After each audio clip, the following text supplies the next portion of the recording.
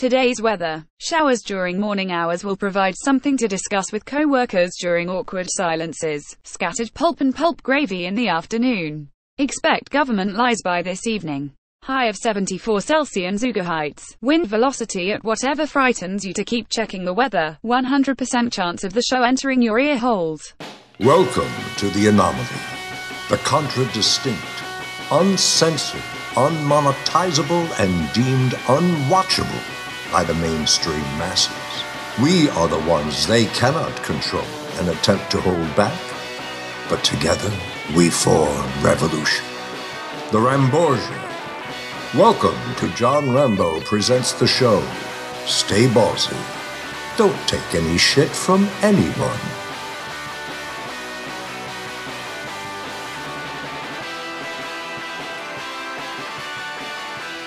Recently, sadly, we lost a great man.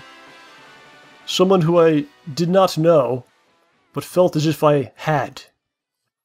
Who's that? It becomes cliche to say, John, but certain celebrities you invite into your home through your television sets. People still say that, television sets? Not many people. No. It's no longer a set. Was it ever a set, really? It might have been in the past. What was the set? A set is typically like a package of some sort.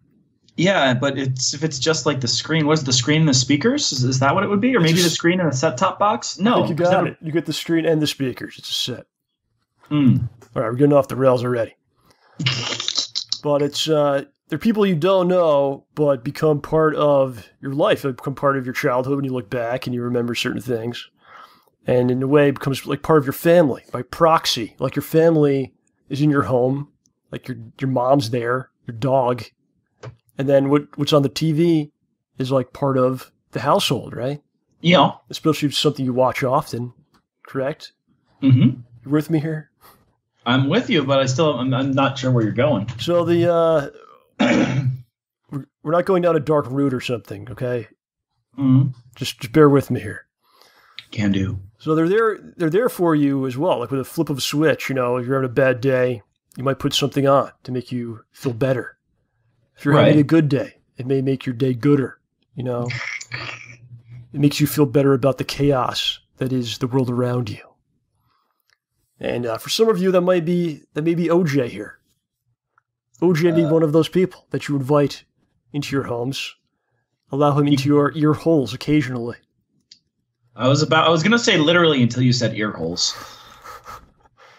We're not talking about OJ today. We're talking, of course, about the great Mr. Adam West. What? Who passed away. Oh, no. Recently. Oh, you didn't know this? No. Yeah, it was maybe a couple weeks ago, John.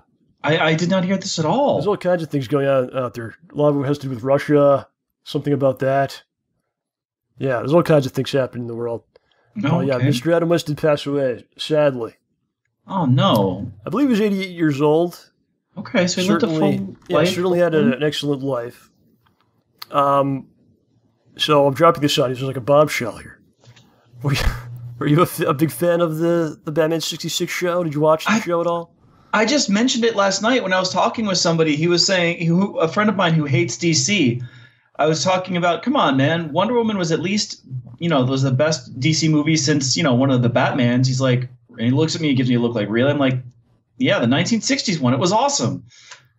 And it was awesome. He was probably very insulted by that because you're referencing this passing in your... I'm sorry. You didn't realize it. No. But I was a fan. I mean, so 1989 Batman, in the promotion of that movie when it was about to come out, they started playing the 60s show quite a bit on television. But it was so different.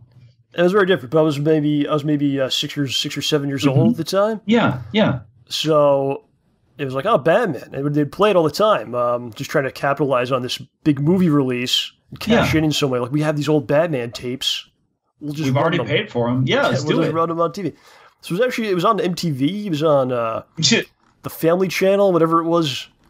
Oh, before it became ABC Family. And it was like, it had several incarnations, that channel. Now it's Disney's ABC Family, right? Now it's Freeform TV. That's what it's now called. Okay. I actually, what's funny is I watch a show from Freeform TV, and it's so weird hearing that happy poppy intro that they play, and then going into a depressing, like grim show. Whoa. Yeah. But if you're looking back at that, it's very confusing for a kid because you have these two totally different versions of Batman. Yeah, you think you want to go see the one you saw on TV. You go to the one with Mike Peel and Jack Nicholson. You just come out of it like with your eyes spinning and clutching your head, going, "What was that, Mommy? What was that?" But I don't remember having that reaction to it. I think I just accepted them both and enjoyed them. I was like, "Oh, it's Batman." I didn't really. I was a dumb kid. You just in your mind, just immediately reconciled the two vastly different interpretations. I think it was like, I remember it was like, that's the old Batman, this is the new one. But I don't think I was like, what is this? This is bad, or this is better, or anything like that. It was just like, oh, there's two different. It's fine. It's fine. More Batman, the better. Let's have a third one. Yeah, it's fine. Sure. Let's have a third one where he's a female. And yeah, that's fine. Whatever. So Adam West, of course, did more than just Batman. Mm-hmm. Should have gotten opportunities to do even more than that. Actually, it's crazy to think. I think Batman actually hurt his career. Wow. In the eyes of the Hollywood brass, and something he should have been celebrated for. Because here we are, all these decades later, and people still have a great feeling about him and the show. Yeah, he seemed like a fellow who really had a great sense of humor and could just play around with stuff and have fun. And there's certainly been a great outpouring of support since his death. They did all kinds of different things. They put the bat signal up in Los Angeles, City Hall. There's been a lot in the news about this. OJ apparently didn't know. Yeah, I missed all of this. But when you do all kinds of things like that, when you pass away, it shows that you made a great impact in your life. So he certainly did. And now, speaking of this, I have an Adam West story to tell. Oh. An interaction that I personally had with Mr. Adam West. Did it involve you inviting him to your house? No. I wish that was true. Yeah, that would have been awesome. I could make up a story where I invited him to my house, he came over and played some Nintendo, and, wasn't the case, but what happened? So around the time that Batman Returns came out, this was probably 1991, I went to a comic book convention with my father and my uncle. My uncle was a big comic collector at the time. And it was at the hotel that's across from Madison Square Garden. It's like Penn something. The Pennsylvania Hotel? Yeah, I think they still do a convention there. Yeah, I went. I had a con or something. I went to a Magic tournament there once. Okay, so they did a lot of stuff. They're still to this day. Are you okay? Fine. But conventions in 1991 compared to now, very different. So I remember going to it. I mean, vague things, but I remember being like the only child that was there. Really? And I remember thinking there'd be a lot of children because it was like, oh, it's a comic book show. They told me. But I remember there was literally like no one. I was like the youngest person there. There's all these weird dudes. And I remember everyone was just smoking. You could just smoke in the convention. Wow. Yeah, I remember just everyone smoking. They're all adults. So one of them said, "Oh, you better blend in," and handed you a cigarette. Take what it is. I remember everyone wearing, I don't know why, maybe this is incorrect, but I remember everyone wearing like aviator sunglasses. Is that a thing that was going on at the time? When did Top Gun come out? In the comic book collecting community? And smoking? This might not have been a comic show I was at. I don't know. That's what I remember. John, are you sure that they were cosplayers and not strippers?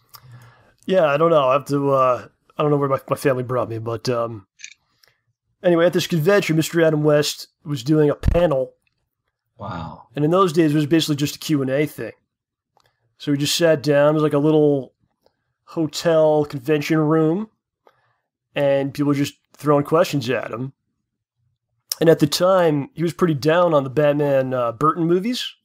Oh. And basically every question he was getting was about Batman Returns and Batman. What? Because it was like right around the time the movie was about to come out, I believe. So people were just... And this was pre-internet, too. So you're getting like... It's not like he was bombarded with these questions all the time, perhaps, but he was just getting them... Over and over and over in a short succession. And yeah, exactly. This is why you're here, John. It makes sense of my gobbledygook that comes out of my mouth. But they're like, "Oh, what do you think of the Batman Returns? Are you going to be a lot of it was? Are you going to be in it? Would you be a villain?" And then it was like, "I don't." He's like, "Well, if they asked me, maybe I would consider it." Then it was like, "Would you be a hero or a villain? And which ones would you be if you had the choice?" Well, at least if you had the choice, is asking him something. It was like all the wonderful questions, you know. Yeah. Similar to that SNL sketch with Shatner. Which one was that? Yeah, you know, it's like similar kind of things, like getting questions from like the Star Trek fans, and he just goes nuts. Like the entire Galaxy Quest movie? Yeah, he just goes insane and starts yelling. But he was kind of down on the movies, and I think a lot of it had to do with like the advertising for those movies was really very much like, "Hey, this is the real Batman." Calling him the fake Batman. In a way, and then not even really acknowledging what he did and just kind of trying to almost brush it into the corner like it didn't exist, you know? Yeah. A lot of it had to do like, this is the dark Batman, the real Batman. Just forget about that other thing. We never did that. Even though the Burton movies were just as campy as the 66 show. Just in that's a good point. Just in kind of different ways. The 66 show, at least, honest to goodness, felt like it was having fun with it and doing it entirely on purpose. Yeah, it's like, let's make the Penguin an actual penguin. You know, like it's just as campy as anything they did. I was raised by penguins on the South Pole. Yeah. What? And also, like, they didn't really reach out to him at all, Adam West. So they didn't. Why not give him a role in there? Like, look what they've done with Stan Lee and their people. You know. Yeah. So you just kind of kicked him to the curb. It wasn't the right thing to do. Not at all. It's just a different time. It's a different time. Yeah. I think if it was 10 years later, yeah, they'd probably do a lot of stuff with him. You know, they'd probably give him a part, I'm sure. Well, didn't they have him come back with for what was it called? They recently did some stuff. Yeah. Finally, because like I'm saying now, things are kind of more open to that. But I think of the things you could have done with him in the 90s, like, you know, in his 60s at that point, you could have done, man, Dark Knight Returns, and he's Batman. Imagine that. That would have been cool. This is a different time period. But yeah, recently I did a couple animated movies. Yeah. Finally, why did you wait 50 years? You know? The Return of the Cape Crusaders. Did you see that? No, that's the one I was thinking of. Yeah, it's freaking very cool. Like, so it's an animated movie where Adam West is and Burt Ward are doing the voices of Batman and Robin again. And the whole thing basically has to do with Batman is brainwashed and he's evil. So they have to let all the villains from the show out of prison. And like they have to stop Batman, so they kind of become the heroes. And they're like it's like all of them. It's so bizarre. But it works. You need all of them to take Batman down. Especially that Batman. Yeah, they're doing... just pull things out of his butt like, it's my bat shark propellant. Yeah, he's just got everything. Mm-hmm. Unlimited abilities. And there's another one coming out, actually, that it hasn't come out, but he did do the voices and completed it. Oh, wow. It's going to have William Shatner as Two-Face. No! Yeah, Two-Face was never in the 66 show, so it's going to be like, wow. So anyway, back to the story. After the Q&A, they did an autograph session with Mr. Adam West. And it was actually for free. There's no charge. I remember that. That's a huge change. And I got in this big line, this huge line with my father. And the comic that I had him to sign was Batman the Animated Series, #1. Kevin Conroy? Yeah, so it was like a comic based on the animated show, which had come out maybe a year before that, around that time, maybe. Kevin Conroy one. Exactly. I still have this comic. You better. So we're standing in this line. I got my comic book. Wonder if Adam West was mad about signing that. It wasn't really his Batman thing, but. But you're a little kid, man. What were you going to do? You're like the only non-18-year-old smoker in the place. Yeah.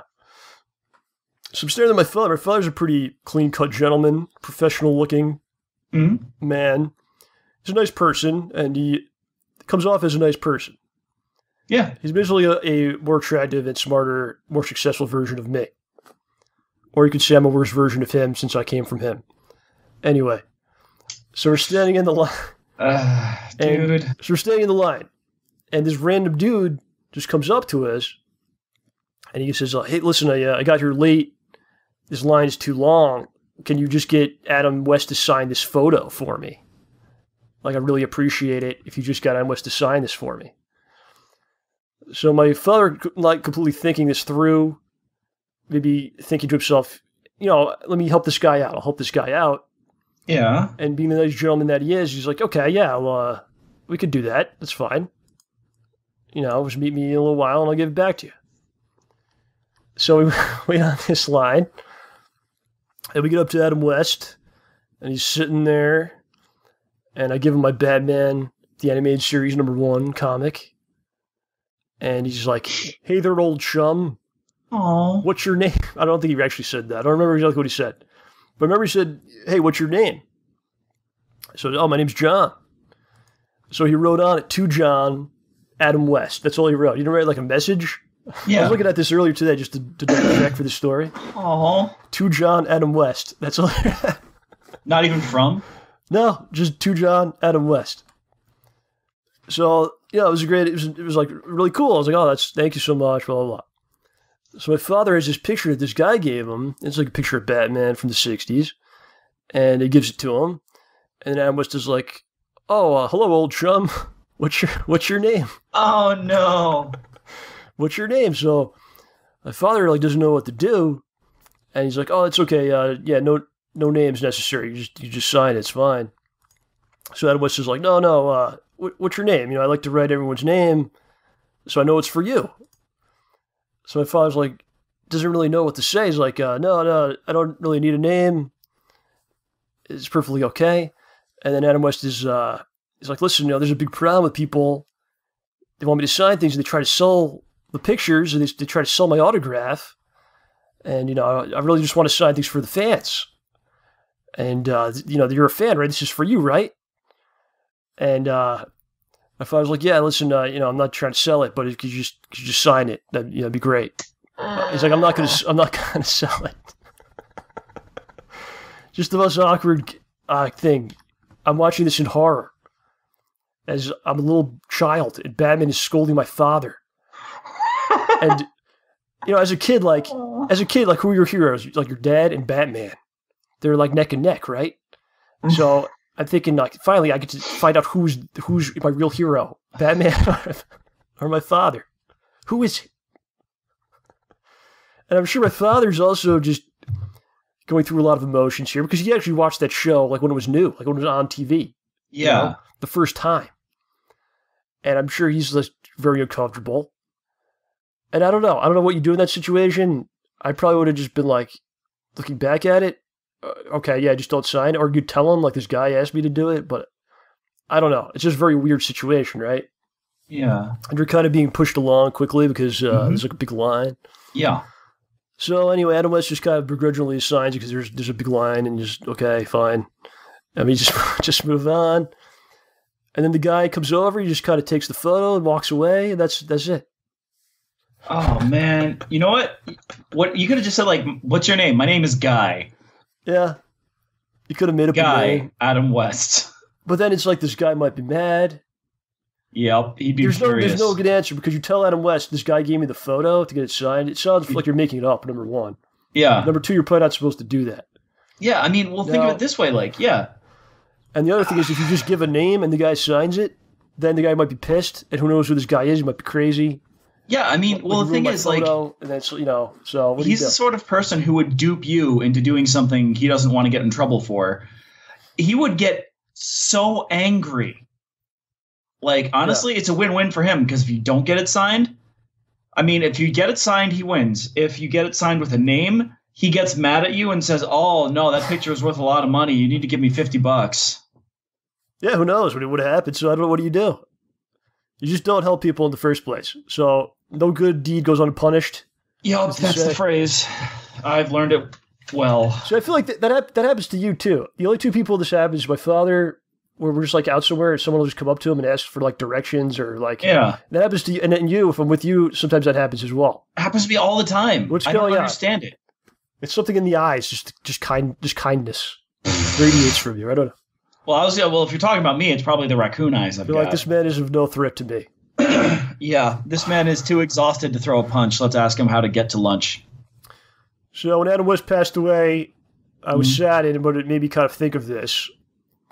And then Father's Day was what, 2 weeks ago? Last week? I don't remember, but the 18th. We were having a Father's Day dinner, and I brought this up to my father during Father's Day.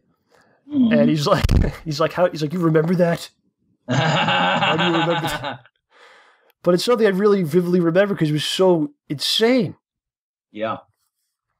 And I think ever since that time, I truly try not to do the autograph thing with people. And I have done it a few times. I've just had terrible confrontations with people every time, seemingly. Well, that's a problem, man, because at Comic-Con this year, apparently it's somebody's last time doing autographs. Is it Stan? No, he already had his last year. time. I was going to say, he's making it's things Mark up. Hamill. Why is he doing his last time? I don't know. He's kind of old. He's not old enough. Stan's freaking 94. He waited till... Yeah. All right. And now I'm conflicted. Yeah, no. Now I'm going to wake up at F in the morning to go get Mark Hamill's autograph. So whose autograph have you got, and do you have any strange interactions? Or it's all pretty good. Yeah, nothing. It's all been pretty good. I got Nathan Fillion. I think I mentioned this on the show last year. Summarize: waited in line a long time for Nathan Fillion. The only thing I had from Nathan Fillion to sign was a DVD copy of Slither, and I brought it up to him, and he picks the box up and looks at me and says, "All right, you know what? I'm gonna tell you a secret. Not a lot of people know this, but you see the cover? That's I forgot her name. Like Ileana. I'll just say Ileana in a bathtub, right? That's her torso.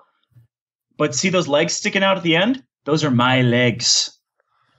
And then he signed it and gave it to me. So he's hitting on you. It's very awkward. And he also said, "Oh yeah, this is this is the first Slither thing I've signed today." I'm like, okay, cool. He's a funny guy. So that's pretty good. Yeah, that's not bad. Yeah, never had anything bad. I mean, do you like doing that? Is it like, what do you feel you get from doing it? A souvenir and like a souvenir as a memory. Like I met that. Yeah, person. but the time takes so stupidly long. Yeah. It's frustrating. I mean, now I don't care as much because I could be playing Zelda the whole time I'm in line. But like, the only cool thing about it, honestly, the best part about waiting in these stupid effing lines, is that, again, you know how people always come up to me and ask me questions and whatnot? Yes. Could you get this signed for me?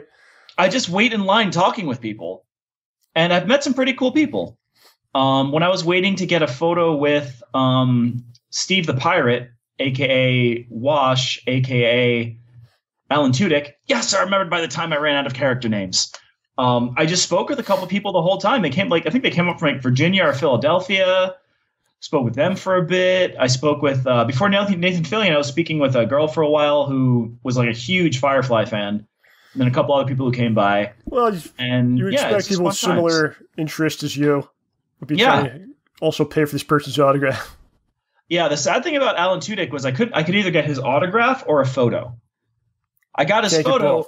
Yeah, you'd have to pay again and wait in another line to get him to autograph your photo. That's pretty crazy to like have someone pay you for you to write on something or a picture with you. I know, it's ridiculous. Pretty impressive. But I mean, it is a way to say, no, they were there. I met them. This happened. I had some weird ones, man. I met a lot of wrestlers I used to do. Mm-hmm. And some of them I'm glad because I did like some of them passed away, like Roddy Piper and some other guys. So I actually got to meet them, which is cool. But oh yeah, this is wrestler AJ Styles. I met him about 10 years ago, and I was getting like a shirt from him. He's like selling the shirts. Yeah. So I think the shirt was maybe $15. That's like all I had in my my wallet. So I'm like going through my wallet. I give him like all the money, and he's like, "You sure you want to do that?" Like. Because he saw I had nothing left. Oh, no. So he's always like trying to talk. He's like, "You sure it's okay to?" I don't know. And then recently, like I met Neil Adams and Jeff Loeb, and those were just terrible interactions. I was trying to, like, I'm John Rambo. I made this DVD. But you saw the Jeff Loeb one. That was not pretty. So yeah, my days are done with meeting people. It's fine. Oh. It's okay. A lot of them have restraining orders against me anyway, so it's fine. I mean, I met Lou Ferrigno. It wasn't anything crazy. It was just... Actually, like, OJ here is such a nice gentleman. OJ often will get me signed things from people that I didn't even ask. Like, you gave me a Lou Ferrigno autograph. It was personalized to me. And I had nothing to do with it. Yeah, I was at San Diego Comic-Con. I figured I wanted to get you a souvenir, and I wanted a picture for myself. I put it in the room with my weights that I don't lift. And then you gave me Stan Lee's autograph. Mm-hmm. I got one for me, too. OJ often will get autographs for me from other people. He's a nice gentleman. Don't worry about it. Well, thank you. No, don't. No, I'm blushing. You can't tell. I appreciate it. You can't tell I am blushing. All right. So the month of June is coming to an end here. A couple days left. It's holding on. Yeah, by a thread. Many horrible events going on in the world this month. No leadership to really curtail it. We're used to that by now. Last show, we had Mr. Angus Cheng on, and a surprise out of nowhere show. Yep, you can tell because I was a wreck. OJ had a long day of work, and Yeah. So, we went to the YouTube space last show, and I always feel so awkward and embarrassed in there, like I'm meeting Adam West again. Oh, I love it in there. Dude, there's free cookies and free peanut butter cups. I tell you why. It's like the future in there, and I feel I'm from the 80s or something. I feel like a complete idiot. Like we had the device for the audio, and OJ knew how to do it. I didn't know what was going on. Oh, well. Then we go into the studio. We can't get the door open. That was amazing, and I love that. That was beautiful. That was just poorly made doors. Then there's a monitor hanging up, and I go, like a TV, okay. Was you get cable? And then Angus was like, no, this is a computer. And I'm like, where's the keyboard? He's like, no, it's like a touch screen. Like they have that. So see what I'm saying here? It's just it's over my head, man. But no, we should talk about. I just thought of this. So after the show, we decided we're like, we want to get so much fun. We're like, we want to get some food, right? I think we talked about that on the show. Oh no, this part, no. So this part wasn't fun. So Angus is like, I want to get some Italian food. I want to get some New York Italian food. So we're like, all right. I think you looked up a couple restaurants in the area, right? I did, and then yes. And they're like, there's a place right underneath the YouTube space in the same building, like on the ground floor. There's an Italian restaurant. I don't know what it was called, but embarrassment. So we decided to go there. It seems like an okay place. Sit down and give us the menus. Super expensive and weird. It's not really a classic Italian food. Maybe you want some lasagna with meat sauce. Maybe you want some big ziti. Chicken scarpiello. Or marsala. Stuff It's all like this, hybrid type of, I don't know what you call that. Fancy pants. Let's throw some sweet potatoes in there. No! With the meat sauce. Some squash. Fusion. It's like an Italian fusion type. Is that what you would call that, maybe? Yeah. I mean, I don't know. We're not your typical Italian restaurant. We're not your old man's Italian restaurant. Yeah. That kind of. So we're like, I don't really want to get anything here. And we all decided to leave. And we took waters. We drank some waters. Is that what happened? They either brought them to the table. I don't know if we actually drank some of it, but they brought it to the table. I drank some water, I'll admit it. Okay. So we decided, let's just get up and leave. And then OJ felt bad. You put down a couple bucks? Put down $1 per water. Is that what you did? $3. So OJ put down $3 and we just got out of there. It was not the first time I've had to do this in my life. So embarrassing. But this time I just did it like a man. I just got up and left. There was a time in the past in the city, same thing. Because you're supposed to have the menu outside the building. I didn't see it. No, they didn't have it. But this happened to me years ago. I went in, everything, the cheapest thing was $45. So I decided, me and my friend, we decided to leave. So I was like, I'm going to go into the bathroom. You go out first. Then I'll follow. We had a whole plan. I don't know. Angus seemed to think it's okay if you just tell them you're leaving. What can they really do? Yeah. Right? I guess. I think it's probably okay. You didn't do anything wrong. It's just embarrassing. Though, actually, that happened to me at an Irish restaurant in New York. a friend of mine and I had gone to karaoke with some friends. And first of all, for the karaoke thing, it had been eat a thing of Pringles or get a tennis ball can, clean it, and then decorate it somehow. So I had made mine to look like powdered toast, like from Ren and Stimpy back in the day. And then you fill it with candy and everybody gives someone one and takes another one home. Kind of like a share your art thing. And I had gone to this restaurant with somebody, and we'd been at karaoke, so this person was a little inebriated. I wasn't 100% sober myself, but whatever. Wow. Whatever. It's karaoke, man. What do you want? Anyway, so we sit down, and this was not my shining moment. So the person I'm with knocks, like, we sit down, they bring us water, we're looking at the menu, and this person knocks water everywhere. And I jokingly, say like, oh man, stop spilling water. I want to be able to come back to this place. And they took it to heart. Like, they were livid. They got up, stormed out of the restaurant, like, uh-oh. And I just followed them, leaving my thing of candy behind. And I never went back to the restaurant. But the next time I passed by that block, maybe a year later, the place had closed. So I guess it all worked out. Was this one of your girlfriends that you insulted? Maybe. I didn't mean it that way. You're often caught in situations where you say something and someone takes it the wrong way. I don't understand this. The thing is, I don't ever mean anything malicious by it. I mean, it's just like... You're the kind of person that gives someone $3 for nothing, as we just talked about.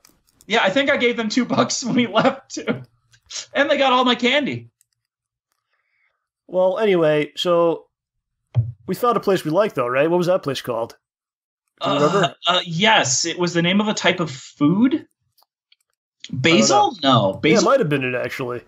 Basil or avocado? So I think it was basil. Avocado. I can look it up, but you are where it was. I don't think it really matters. I don't think it matters. I can use my phone. No, I don't think it matters. But yeah, we walked a couple blocks with this place. We put up you just put a picture up on the Twitter machine. Giant pizzas.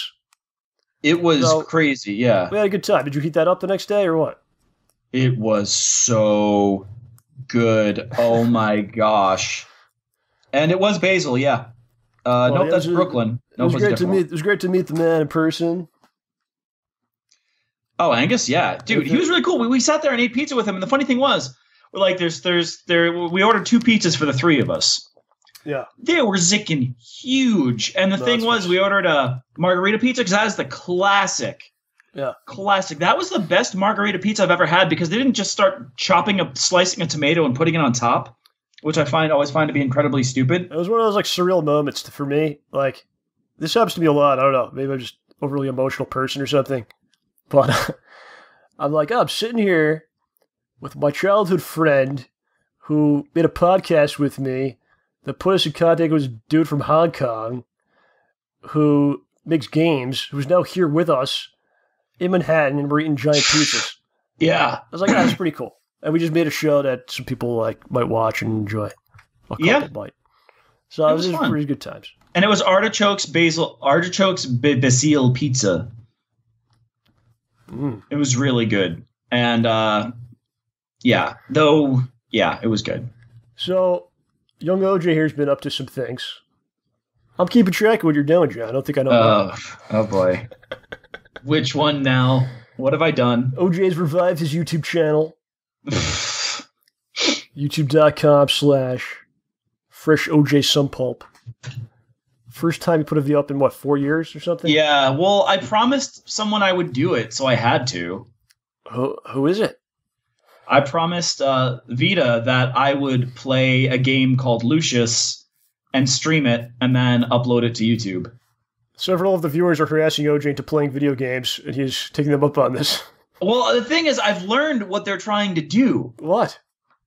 They're trying to get me to play games that are accurately described as murder simulators. They're trying to turn you into a murderer. How to make a murderer? Well, I mean, the first game was Hatred. And that game is literally you're a guy who gets mad at the world and decides to start slaughtering people in a small town, and that is terrifying. The next game was Postal 2, where honestly, you can do a non-violent playthrough of it, but it's very hard. And I'll admit that by the end of it, I was pouring kerosene down the street and lighting on fire to watch the pretty colors. Wow. So they're turning you into an evil man. And then the next game was Lucius. Down a dark path. The Why next do you allow game this was to happen?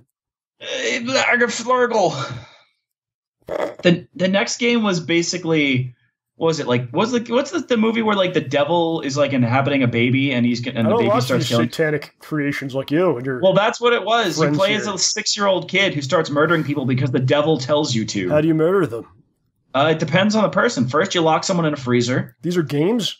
You have to figure out how to kill the person without being caught. I used to play Donkey Kong. Yeah, that was fun. I'm sorry, Kong like Country, Lucius that was a little more crazy, but not as much as this. Yeah, look, Lucius isn't a bad game, but I just got lost in the house and wandered around for a while. But it was really gruesome. So I saw some of this footage here. I'm sorry. Is it making you a darker person? Do you find yourself wearing more black now? Do you have some weaponry? What's going on? No, I'm wearing a bright blue shirt. So I also saw you playing something else here. Oh boy, this was very interesting to me. I got another one actually. I think the video finished editing, so I have to upload to release it. Of course. OJ was playing some game where. Okay, so he's playing the game. There's also a webcam going. Yeah. You see OJ, and you see he's on like a bicycle, he's actually on a bicycle, a VR helmet on, and a bicycle that I guess the game responds to the pedaling. Is this what's happening? Yeah. And there's controllers on the front. And the way that you had the camera set up, it's like you only see your bottom half of your body. Was that on purpose? The camera keeps falling, and I kind of just gave up and let it stay there. So it's like a waist down shot of OJ. Like I want you to see my legs pedaling, so you're see like, look at my body, and then you're just like the game.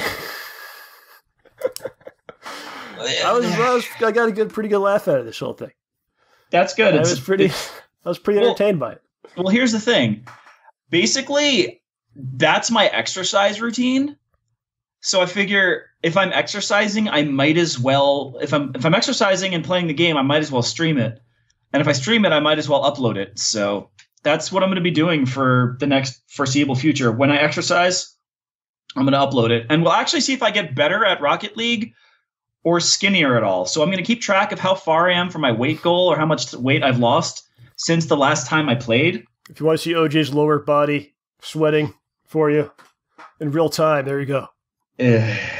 So are you enjoying the process? Are people liking it? Do you get any feedback or anything? Or I got a little bit of feedback. People mostly were commenting on the fact that I haven't uploaded anything in 4 years. A couple of people thought that Rocket League was funny. A couple of people signed in when I was recording Rocket League and gave me some advice. I think that Smart Guy was trying to get me to vomit by telling me to turn on the ball camera, where the camera just follows wherever the ball is, and I just can't handle that. But it's probably the better way. It sounds very malicious what's happening to you. I feel like they're trying to destroy your life and you and your mind. Is this accurate? It's all good. I'm going to have to talk to some of these guys to find out what's going on. No, it's all good. And that's what you say now. I need to play this game more. They're going to start having you do things in real life, like bungee jumping and jumping out of planes. I already jumped off a building, man. What do you want? Like, Smart Guy told me to shove this thing in my eye. It's all right. It smells a little funny. They want me to eat chalk. This is where we're going. Do you understand that? Yeah, I see where you're getting at. It's fine. But hey, the Rocket League thing is all me. So do a lot of people have that bike thing on YouTube? That might become your calling card. I don't know. I don't know if anyone has that. I think some people have it. It's very new. The first time I ever saw it was at PAX this year. This is your niche. That you have it. Yeah, I guess so. You're going to start playing games that don't even require it or make sense to use it? Well, no, the thing is, the game doesn't require it. That game is meant to be played with a keyboard and mouse or a controller. Oh, I see. It comes with games that do require it, but I've been having fun using it to play other games. So OJ's channel is back. You actually have a video on there that has more views than anything I ever put out. Was that with the Angry Video Game Nerd? So your channel is actually more successful. Oh, hush. So you might as well. That was because I said Angry Video Game Nerd. And I actually have the same video on my channel too, but people didn't watch it as much. Oh. But anyway, yeah, check out OJ. Playing some games there. First OJ Some Pulp on YouTube. Yeah, watch me gain and or lose weight. And it's a sociological experiment as well? Because it seems like people are just making him do things. And we'll see where we are like 6 months from now when he's like cutting himself. Please don't buy me any more murder simulators. I need to keep my sanity. And they're having him like, OJ, break into your neighbor's apartment and film it. You are aware there's a movie where that is the premise, right? Sure there is. No, I forgot what it's happened in real life. They've got this new stupid application for your phone that's like a mixture of Twitter, Vine, and Twitch, where it's this big game and it tells you to do something. And it says, okay, if you do this, you'll get this much money or whatever. But eventually it says, if you don't do this, we'll do bad thing X or bad thing Y or we'll kill you or something. So you've got this guy and this girl running through the city just doing whatever their cell phone tells them. OJ, eat 37 string cheeses on camera. I don't even like string cheese. This is where we're going to be. This is where we're headed here. No, we're not headed there. All right, so the summer's in full swing here. Right in so quickly, all of a sudden. Isn't that crazy? Yeah. The insects and the animals have come out of hiding. Ugh. Where do they go during the winter, John? I think they're in our homes, pretending. Several are. The animals are? I think they are. Where else were they? It doesn't make sense to me. How many squirrels I see on a daily basis? Where are they? Somewhere. I see none during the winter. They're in your house. Probably. I mean, heck, we had a bat in our attic. Bats. What'd you do to it? I think my parents got it out of there somehow. I remember they fumigated once. Shot him. And then the bat was in the living room, the dining room flopping around. They got it out, though. So, I like to keep my eyes to the ground, see what these animals are up to. Oh, no. What did you do? So my 2017 Nature Report, I'll tell you what I've seen so far, okay? I've seen a one-legged turkey. What? There's wild turkeys all over the place. I've talked about this before on the show. Yeah. Including one night where in the woods it sounded like there was a turkey versus dog war going on. Like dogs and turkeys screaming at each other. I saw a turkey that one of his legs was like, it was still attached, but it was not working. And it looked like it was bent. And he was like he was like kind of hobbling and jumping on one foot and using his wings. And I felt really bad. I was like, I don't know, what can I do? Thanksgiving. Oh. That's about it, right? Yeah. Well, something got a Thanksgiving out of that. It wasn't me, but I'm sure. No, you see a living creature that you know is going to be killed probably soon. That's got to touch you. See, I'm overly emotional. Yeah, that's a good point. I didn't think of it that way. Well, that's just the way nature goes, right? Yeah. I saw a bird carrying a squirrel away. What? In his talons. Like you had like a raptor? Like an owl? Maybe it was like a raptor? It was like a large bird, there's a lot of crazy wildlife, man, you know. Yeah. It wasn't a falcon. What's like a step down? Hawk? It wasn't a hawk. What's a step down? Then a raven or something? Crow, raven. Crow. I mean, buzzards would pick up. Okay, because the crow or a buzzard would pick up a dead bird. It might have been dead. It looked like he was a squirrel. Just imagine being a squirrel and you live on the ground, and then you're being carried away into the sky. Yeah, that's like a worm. Like a worm, you live in the ground. You surface because it rained, and then you're being carried into the moon. Away! I saw a bird eating Chipotle. No, that poor bird's gonna have even less control of its bowels. These large birds, I think they're crows, it must be, but it had a Chipotle bag, and he was just destroying the bag and pecking at the meat inside the bag. It's pretty wild, pretty aggressive. The birds are nuts. Excuse me, sorry. They don't mess around. Birds are weird. They're dinosaurs, man. Oh yeah, you're right. I saw rabbits, so many rabbits right now, chasing each other and playing games, and I feel so nervous. They're playing one game, John. Well, that's a good game to play, but fair enough. I feel so nervous for them because I just saw a bird carrying a squirrel away, and I'm like, the rabbits are next. But if the rabbit, that bird didn't get the squirrel, the bird might have starved. And there's nothing I could do for the rabbits. I could capture them, but what kind of life is that? Thanksgiving. Is it better to die? Is it better to die by the hands of a bird, or to live incarcerated in my home? Dude, I was tempted to buy an Angora bunny so I could make Angora socks. Just to use the creature. You harvest the fur. You don't kill the bunny. Yeah. You might get cut a couple times when you shave them, but it's fine. It grows back. Yeah, and honestly, I don't even know if the animals are cool with that. I mean, sheep have been doing it for a long time, but it's against their rights. Murph. I see cats out there. There's like wild cats just kill everything. They don't even eat the things. They just do it for fun. Yeah. They're just murderers. Savages.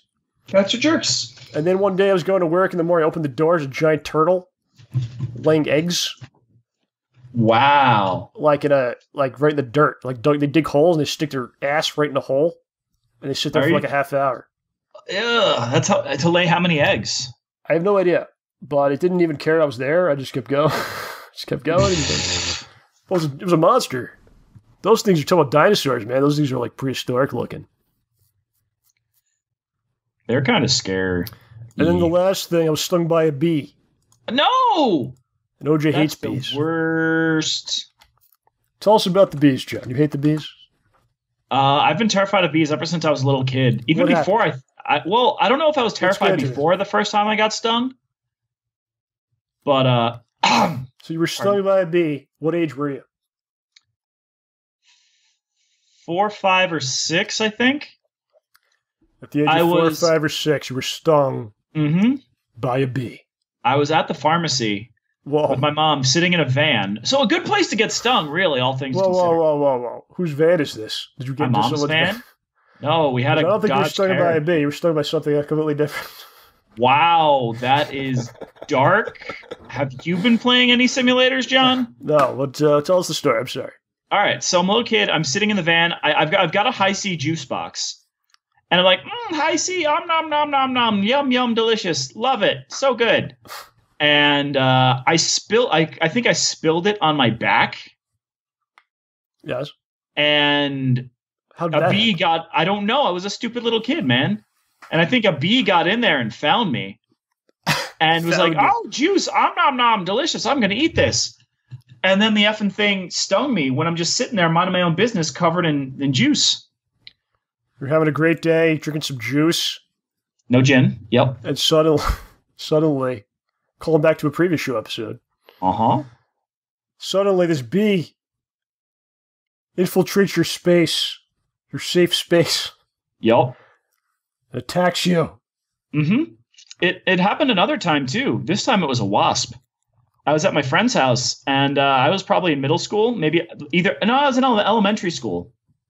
And he had one of those porches that's maybe raised off the ground like 20 feet and has a stairwell going down by the garage. So I'm like, okay, I'll take the stairs down. What could possibly go wrong? And sure enough, I go down the stairs and Mother Zickin' Bee wasp comes out, stings me for no reason. I remember seeing the stinger in my hand. Wow. And it was like throbbing, and they gave me anti-venom or whatever from like a bee sting kit. I was freaking out, man. So to this day, you hate bees? Yep. I mean, I was terrified after that first one. This just made it worse. So what would you say you're afraid of bees? Oh, I'm terrified of bees. Just the pain of the sting? The notion that it's like a tiny flying needle, the notion that it punctures your skin, attaches to you, and injects venom. Are you against needles in general? Oh, heck yeah. I am terrified. Just like needles. Dude, it's a miracle if I don't almost lose consciousness when I get my blood drawn. So a lot of it sounds to me the way you think about bees. What if you thought about bees in a different way? You mean the providers of honey that make so many delicious things that I love? Would you murder every bee if you had the choice? No, then we'd run out of food and I wouldn't be able to have meat anymore. So you know the benefits of bees? Yeah. So you know that we cannot survive without the bees? So how do we find the middle ground here? They stay away from me, I stay away from them. Problem solved. We just draw a line down the middle of my town. They go on one side, I go on the other. So for those of you that have not researched bees as much as OJ and I have some data for you here I could read for you. Bee facts? I have some bee facts. I have all kinds of bee information here. Oh, wow. So bees transfer pollen and seeds from one flower to another, fertilizing the plant so it can grow and produce food. Cross-pollination helps at least 30% of the world's crops and 90% of our wild plants to thrive. Without bees to spread seeds, many plants, including food crops, would die. Exactly. Yeah. More than $15 billion a year in U.S. crops are pollinated by bees, including apples, berries, cantaloupes, cucumbers, almonds, and the alfalfa that cows eat. So Wait, cows eat alfalfa? Apparently. They must not be very discerning. So, if you're like, oh, I don't care about these crops, I'll just eat these cows. It's cow meat all the time. The cows eat the crops that the bees fertilize and pollinate and cause to be. Ah, I see what you did there. See what's going on here? Yeah, if it weren't for the bees, you wouldn't have the meats. You wouldn't have the meat. If it weren't for the meats, they'd be not good to eat. Honeybees also produce about $150 million in honey annually. But fewer bees means the economy takes a hit. The global economic cost of bee decline, including lower crop yields and increased production costs, has been estimated as high as $5.7 billion per year. That's huge. Keeping bee population safe is critical for keeping tables stocked with high-quality produce and our agriculture sector running smoothly. It's unbelievable. I didn't really not know this. Because you see these creatures and you're like, oh, they're cute, and they really don't do anything for me. But really, we do nothing for them. They do a lot for us, is the reality of it. Our bee buddies. Wasps, like bees, pollinate plants and flowers as they feed on nectar. If we were to eradicate all wasps, it would cause more problems than it would solve. So wasps serve a purpose and are a beneficial insect. But I hate them. Wasps and hornets are predatory insects and spend a lot of their time hunting and catching smaller insects to feed to their larvae. In parentheses, young wasp grubs.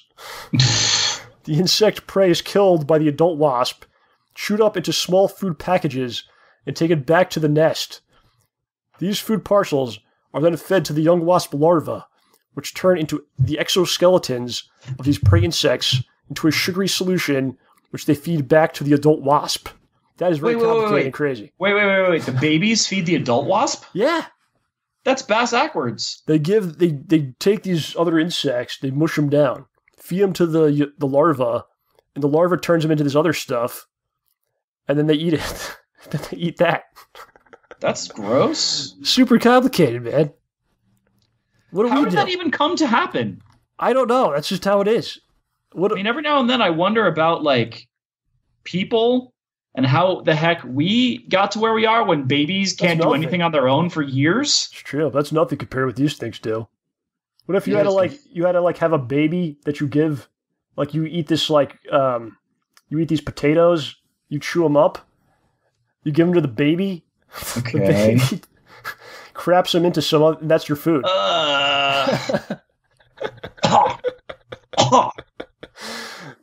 Oh my god. Dude, yeah, that is sick. So I have some facts about bees here as well. I really went down the rabbit hole on this bee thing. Aha! There's actually a bee hole. Wow, dude. Beekeeper conference in Las Vegas every year, and I was like, they have like different events and stuff. There's like, why would you have it in Vegas? Vegas doesn't have any bees. Yeah, it's everything's in Vegas. Yeah, all the conventions. Golden Knights. But they have like competitions, and it's pretty wild. You could buy like the outfits. What do you think they do at night? They probably go crazy. It was funny. I was on my way into New York, and I ran into a fellow who works at one of my favorite breweries. I didn't realize that he was drinking a beer from the brewery on the train. I said, "Oh man, nice beer." He's like, "Oh, thanks. I work there." So I was talking to him. I'm like, "So what do you do when you're not brewing?" He's like, "Oh, my mom and I have bees." He's a beekeeper in his spare time. Wow, you must hate him. No, he keeps the bees away from me. You're like, "Oh, what's your address?" Honestly, the funny thing is, pesticides sneaking around the house. He says that the bees are really chill. Like, yeah, supposedly that's true. He smokes the hive. Yeah. All the bees leave it. He just checks to make sure the queen's there, takes the honey, and leaves them alone. So I have some facts about bees. This is some unbelievable stuff. So the male honeybees are called drones. Okay. And their only thing they do, can't speak, their only purpose is to mate with the queen. Okay, there's worse fates, I suppose. So they live only. Oh yeah, listen to this. They live only for mating with the queen. If there's a shortage of food in the hive, they kick them out. The workers kick out the drones. I'm not sure I'm okay with this anymore. When the drones mate, they die afterwards from a ruptured abdomen. Sex detaches their endophallus, which gets stuck inside the queen. So they die after they do it. The queen continues to mate until she collects more than 70 million sperm from multiple males.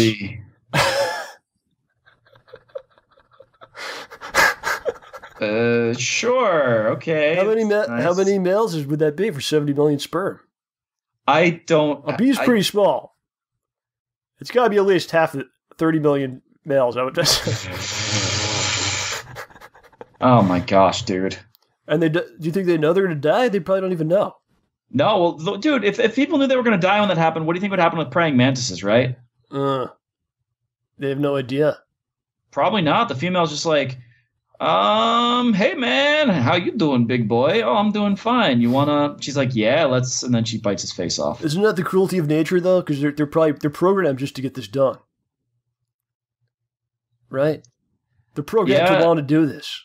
Yeah, like just like we all are. And then you do what nature's telling you to do, and you die because of it. Dude, but how do they know? Are they trained? They have sexual impulses. What, to bite something's face off? No, to feed it to the young? To do the deed. Well, there's that. No, the queen doesn't kill them. They die during the act. The act itself kills the males. It's not like what about like? Okay, but what about with like praying mantises? Like, oh, it's different. Yeah, like how did? All right, well, okay, back to bees. That's the next time when we lose most of the viewers based on this conversation. The ones that are manual will hear that one. I thought this was interesting. But that's pretty unbelievable, though, isn't it? Yeah. Here's another thing. Honey never spoils ever. I don't believe that. You could have honey from like 50 years ago, and you could eat it. I've heard that people have gotten honey from like ancient Egyptian burial tombs or something, and you could eat it. Yeah. I don't believe that. You would do it? I wouldn't. I wouldn't do it either. I'm saying you could do it. What do you gain from doing that? Probably an infection. I mean, honey. Diarrhea. Diabetes. And there's another. Recently found preserved in amber in a mine in northern Myanmar is the oldest bee known. It lived 100 million years ago. Does it look the same? Yeah. Dang. We gotta look into that more. Jurassic Park, man. Hey. Did they did Spielberg base that idea on something? Because it turned out being true, like stuff trapped in the ember, you know? Yeah, but we weren't able to was that based on something that happened? Dinosaur DNA. Yeah, unfortunately. As far as you know. As far as I know. They don't want us to know that. So this will happen when they come to kick Trump out. You'll see the dinosaurs come running out of that they've been storing in there. A toxin in bee venom called melatonin may prevent HIV. This is really crazy. Wait, what? Melatonin could kill HIV by poking holes into the virus's protective envelope. Bee stings may also ease pain caused by rheumatoid arthritis. Molecules in bee venom increase your body's level of glucocorticoid, an anti-inflammatory hormone. Oh, of course. Yes, that one. So it has some benefits, possibly. Yeah, I'm not going to go volunteer for the bee sting study, so though. So you go, okay, we'll get arthritis now. Well... Or HIV, John. It's good. True. But still, I'm not going to run around getting bee stung. If you ever... you know what would be awful? John, you want to know the worst? You just gave me the most horrible image in my head, and I am so mad at you now. Yes. What is it? A bedroom where someone's like, oh, no. Don't worry, baby. We don't need to use protection. And he pulls down a curtain, and there's just a beehive. Plan B. It's just beehive. Plan B. Oh, my gosh. It's Plan B. Sting me. Sting me. Now, why don't you get yourself all honeyed up, honey, and...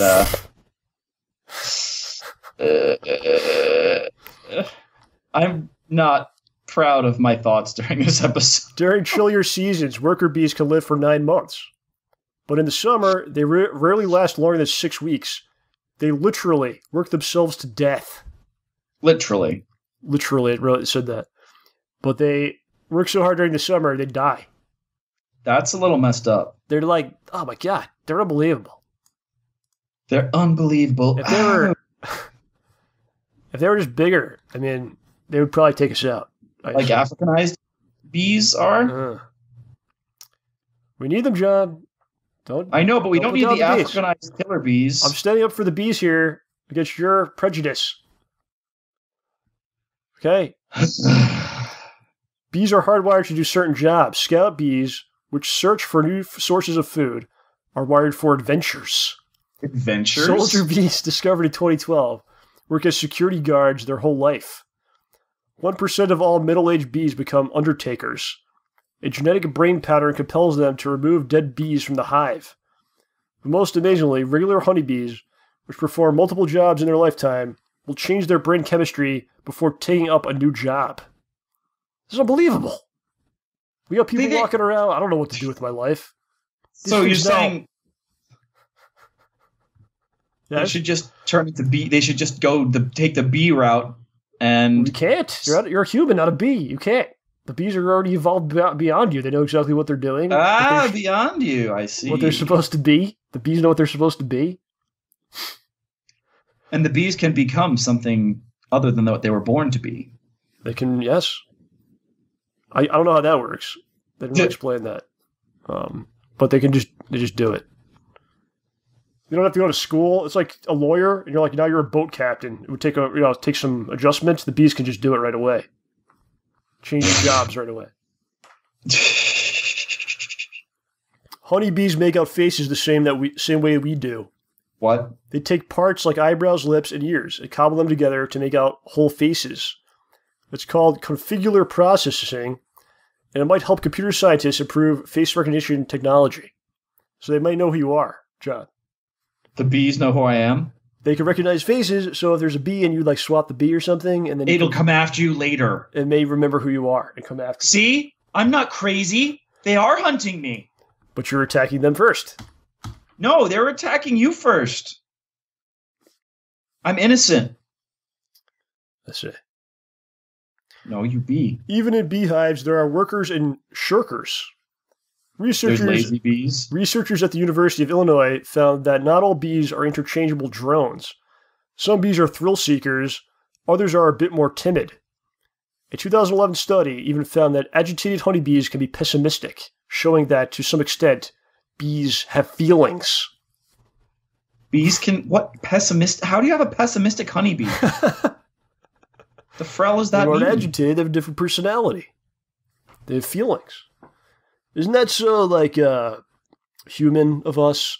Just to be like, nothing else has feelings but us. Right? Like, yeah, that's it's a pretty living stuck thing. up. It could have some sort of feelings. Why not? That's really stuck up. You could piss them off, right? You could, I don't know. Yeah, nothing could feel, but only humanity can feel.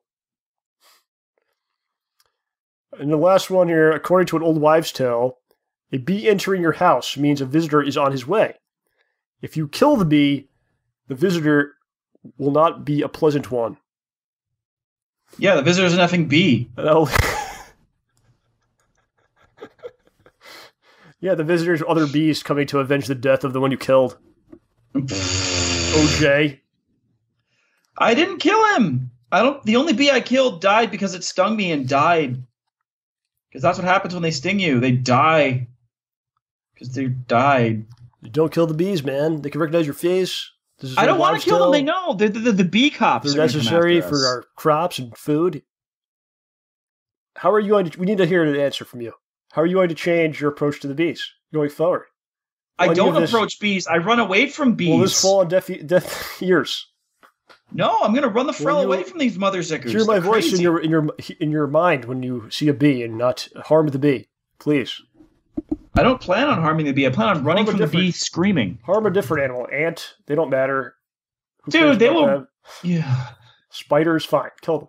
Who cares? No, the spiders protect me from the other bugs. No, I have no data on that. I didn't research the spider yet. I don't know anything about it. Obviously, it means nothing. Just leave the bees alone. Okay? I see. Anything else to say about the bees? I give your report on bees an A. Oh, thank you. So I didn't do very well in school. If there's a topic I'm interested in, I just kind of research it. But if someone's like, you have to research the bees tonight, I probably wouldn't have done it. No, I'm done. Yeah. No, count me out. Wasting my time. F you, buddy. Yeah. I don't know. It's not right. Merp. Anyway, let's talk about some TV movie stuff. Television. Mostly movies, I think. It's a summer. movies. Have you seen some stuff? Have you seen anything that I haven't seen? I haven't seen anything you haven't seen. We're still kind of getting started here. It's only June right now, end of June. There were 2 movies that we saw. We both saw. Okay, so I saw Alien Covenant. Did you see that one? Oh, I didn't see Alien Covenant. I saw it in IMAX. Has he redeemed himself? Oh, you didn't like Prometheus? I didn't see Prometheus. I just heard it's okay. things. I enjoyed Prometheus. I enjoyed this movie. The main thing I want to talk about, though, is not really the movie, but they have this new thing at, what is it, Lowe's? Oh, AMC theaters. Okay. Where you choose your seat. Like when you buy the tickets, you have to choose. Oh, that's good. Where you're sitting. It is in like a opening night or something, right? Okay. Or like a busy time, so you're guaranteed a seat. You don't have to get there like an hour early, wait in the line like you used to have to do. Right. And then look for a seat, and then also like the movie started, people come in late and they're like searching for seats and like stepping on you. It's very annoying. But this is like the middle of the day. It was like a weekday, like early. Okay? There's maybe, I don't know how well this movie even did. There was like 6 people in the whole theater. And you still have to choose your seat. So I just always kind of pick one in the back. I'm like, all right, whatever. Just pick one randomly. And we just get to, it's like we get in there, it's dark. I don't really know the exact seat I chose on the thing. So I just sit down. And literally there's like 6 people in the whole place. So me and a friend of mine, we're sitting there. And the movie's about to start. And all of a sudden this guy comes up to us. Oh, I think you're in my seat. We had to move down a couple seats. Oh, come and the whole on, thing was empty. Sit anywhere. Yeah, but that was the one he chose. So he felt like he had to sit there, or maybe that's where he wanted. I don't know. That's where he wanted to go. But it was just so weird because I think I even said, like, when we sat down, I said, "This might be someone else's seat," and my friend just kind of laughed. And it actually was. And the guy actually busted my chops about it. But I don't think we need to choose seats when it's a completely empty movie. Okay. Come on now. This is unnecessary. So anyway, these movies, Prometheus and this movie, kind of give you some backstory on where the alien came from, how it was created, which I don't think we really need to know that. It was better just assuming it was just out there. Well, it's called alien. And what does alien mean, right? It's from out there. Well, alien is like, could be anything. Like, it's just, you don't know what it is, right? Yeah. Isn't that the true definition of alien? Yeah. Like it's something you don't understand or know what it is, foreign. Yeah. But now you're kind of knowing what it is, so are the other ones no longer alien anymore? Because you know what it is. Deep. It's kind of like the Star Wars prequels. You were better off not knowing. I imagine the Clone Wars being so much cooler than that tragedy. They're like, hey, you know that C-3PO guy? What do you think about him? You're like, I like him a lot. It's like, oh yeah? Well, we're going to tell you who made him. What do you think about that? No. You're like, I don't know if I'd rather know like what happens next with the galaxy. And yeah. No. Well, then they told you what happened next to the guy. galaxy, and that just made me depressed. Well, that was a whole other thing. But I did like the movie a lot as in the IMAX. All the alien movies are essentially the same thing. But there was they got me a couple times with the jump scares and jump scares and building the tension nicely. I really enjoyed it, and I like Prometheus too. I look at it if like almost like it's separate. If I look at it as Prometheus and this movie are separate from the other movies, I like them a lot better. And the other movies are on their own, like they're not connected to this. I like the whole thing a lot better. Yeah, but since they've connected everything together now, but I could separate in my mind if I want to. It's my movie. I'm not allowed to do that. Yeah. But I recommend it. That was really a lot of fun at the time. Oh, okay. Fun is good. We like fun. Guardians of the Galaxy 2 came out a while ago. We didn't have a chance to speak about that. Huh. So, I like. Mm-hmm. Do you remember it? You saw it? Gradients of the Galaxy? Yeah. Yeah, it was good. Not as good as the first, but it was good. Well, here's the thing with this movie. So I was thinking about it. If you're making this movie, it's very difficult. Because you have to compete with the first one. Or be on the level of the first one, at least. Which was a great movie. Right? Yeah. Do you agree with that? It was probably one of the better superhero movies ever done. Gradients of the Galaxy was one of the best superhero movies ever made. So the sequel, you kind of have to be on par with that, right? Yeah, good luck. But at the same time, you cannot advance the story, really. because it's not the last Guardians of the Galaxy movie, so you can't just go crazy. There's got to be more to come. Who knows how many? It's not the last Marvel movie. It's got to fit into all this continuity, and it can't shake things up too much for the next movies to come. The other characters, and you can't really do a lot of big changes. So the challenge was to actually do something great without actually doing anything at all. That's all. It's all second act, right? So if the first movie is the first act and you learn who the characters are, this has just got to be second act, and there's no real finish to it because that's got to come later on. So all you can really come do, later. Spin your wheels. That's all you can. do. Well, all you can do is go back into the past and go to the origins of people that you missed out on. So, but in my opinion, I think they pulled it off. I think they pulled off a great movie just because the characters are so good that I think they could just be doing anything and it'd be fine. Yeah. They could have them just talk in a room. They did for a while. That's why I said that. Maybe too long, but you can just have them doing anything. And I think it works just because the cast is so good. Yeah, there were some issues, but it was fun.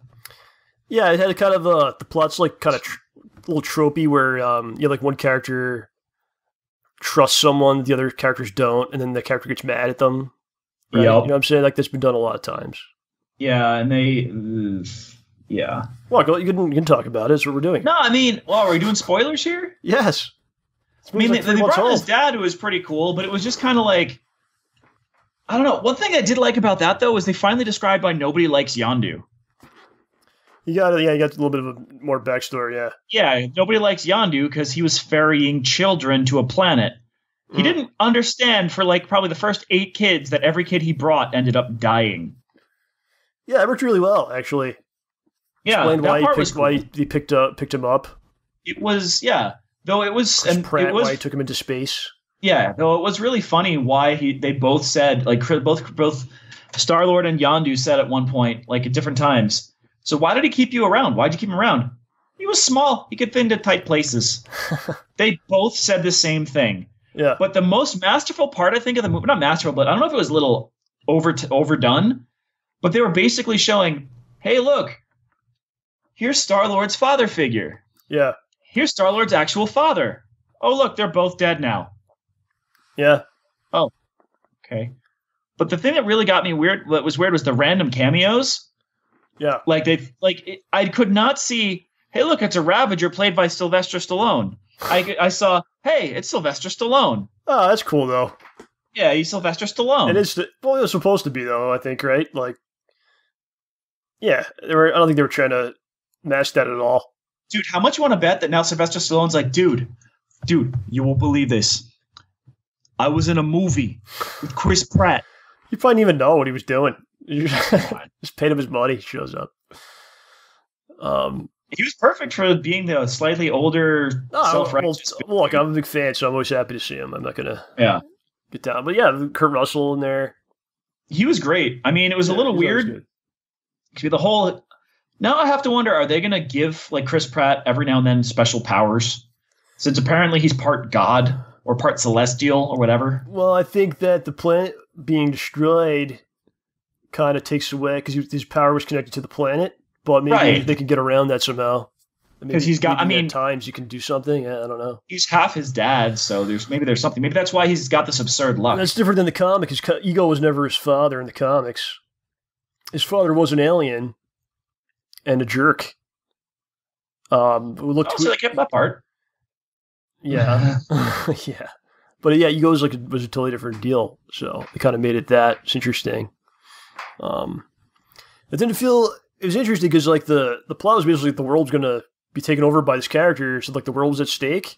All of the worlds. Yeah, but it didn't really feel as like big as the first one or like as much was on the line for some reason. Oh, I mean, it's just like, go on. I think part of that's because you don't find out what's really at stake until like 5 minutes before they're trying to stop it. You know what I'm saying? Yeah, you're not really dreading it the whole time. Yeah, like, you find out right away. The other movie, you're like, okay, if we fail, this is going to be bad, and they're going to go wreck this place. Yeah, that's like in the beginning. Yeah. Yeah. We're halfway and through. The villain, I don't know. He's just weird. It didn't make a lot of sense. Yeah. Because he's the planet, but he's the guy. Yeah. I mean, if he's the planet, can he just like crush them? Like, can he move the planet around? Like, can he? Probably. Earthquake, done. I don't know.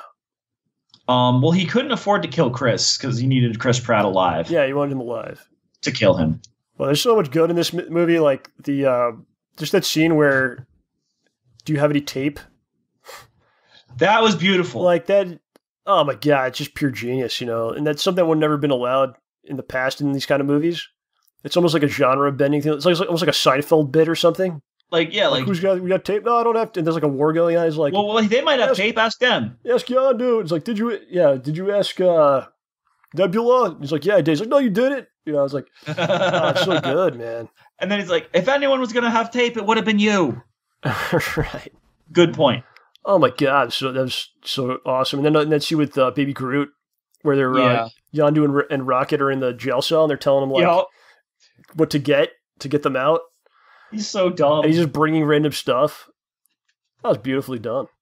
Yeah, I mean, that was funny, and I mean, the guy they have who's basically the one who stood up for Yondu and didn't stand up for Yondu and rescued Yondu, that guy kind of sticking around with them, it's interesting. It's weird having another obvious, just normalish humanoid in the crew. Yeah, that guy's the director's brother. Really? Yeah, it's kind of weird. Yeah, I don't know if they're going to keep him around, though it's funny. Yeah, I think so. Trying to use the arrow thing. Yeah. Because that Mantis was awesome. She was hilarious. Yeah. What do you think about the stuff with Taserface? It's metaphorical. It's a real character. It's a real Marvel character. Seriously? So I think they were kind of poking fun at some of the crazy names they would have in the past. Yeah. But Taserface in the comics is a Stark. You know about the Starks? I know of Antoine Stark. Tony Stark. Yeah. Yeah. Anthony Stark. There was a story in the 80s which is pretty brilliant where some random planet with there was aliens on it, but they were kind of like caveman-ish, you know? Right. Some Stark technology landed on their planet. Just cause. Well, it just was like floating through space, like some some debris or something Iron Man was doing in space. So lands on this planet, this undeveloped planet, and these aliens see it, and then it says Stark on it, so they become the Starks, and they use this stuff to build all these build their civilization, and they think of Stark as their god. So they're the Starks, and they come to Earth and cause all kinds of problems and stuff. That's a pretty good story, though, isn't it? So they're the only people who worship Tony Stark almost as much as Tony does. They think he's their god because this stuff landed on their planet. It's just Stark on it, and they built their civilization off of this equipment. How do they know how to pronounce Stark? I don't know. They learn. Oh, the Rosetta Stone was in there. Sure. Yeah, they just figured it out. But yeah, it was I don't know. Yeah, overall, I mean, I was pretty happy with that movie. What do you think? Yeah, it was good. It wasn't as good as the first one, but nothing could be. So yeah, I was perfectly well satisfied. To me, it's pretty close. The post credit. You watch all the post credit scenes? I think so. Yeah, and, Stan Lee. What do you think about that? It seems like he's a watcher. Yeah. He was a watcher the whole time. Is that what's going on here? Well, some people are saying every Stan Lee in every Marvel movie, it's actually him as a watcher. Yeah, well, this is what they kind of hinted at because he was telling them what he saw. And he's like, this one time I was a delivery guy, which was from. Oh, I misunderstood that. Okay, yeah, he was telling them stuff he did in previous movies. I think I was honestly after I saw that movie, I was running to the bathroom as fast as I could. So I watched it, but I don't think I could focus very much. So you didn't like it as much as the first because you had to go to the bathroom? No, I'm talking about the bit at the end. There were some bees in there. Talking about the bit at the end with Stan Lee. All right, so I'm telling you what happened, though. Yeah, that's basically what it was. Yeah, that makes sense. Okay, that's cool. And they had adolescent Groot, teen Groot. Yeah, angsty Groot. And Groot. They hinted at Adam Warlock. Oh, did they have the little pew-pew laser pistol? They had the They had the pod. Ayesha. Oh, yeah. You show her, and she's got the gold people. They had this pod, and then she was like, "We will call him Adam." Right. In comics, Adam Warlock came from a pod like that. Okay, I didn't realize that. Issue. No. Didn't know. And apparently, that other character's name is Kraglin. I didn't even know that. The guy that took over for Yondu. Oh, really? He's got a name? Yeah, his name's Kraglin. I didn't even know. Well, he's got to have a name, right? Who are his buddies? Snap and Pop? I have no idea. Snap, Kraglin, and Pop. Yeah, I don't know. Huh. Well, yeah, quite enjoyable. Yeah, it was fun. It was very fun. Did you see the Wonder Womans? Yep. What's your thoughts on that? It was a really good movie. I enjoyed it. There were some flaws, but it was really, really effing good. Probably because we had low expectations, or maybe it's because Gal Gadot kicks butt. I don't know. It was fun. Yeah, it was really awesome. The only thing that really bothered me about it, like the stuff that takes place in modern day, because I was starting to think about this. At the time, I didn't care, but I thought about it later on. All right, so let's break this down, okay? Bruce Wayne, the Batman. Yep. Incredibly creepy person here. Yep. He decides, why did he do that? He decides on his own, I'm going to find this picture. The original, he has like a digital version of this already. We saw from the Batman vs. Superman.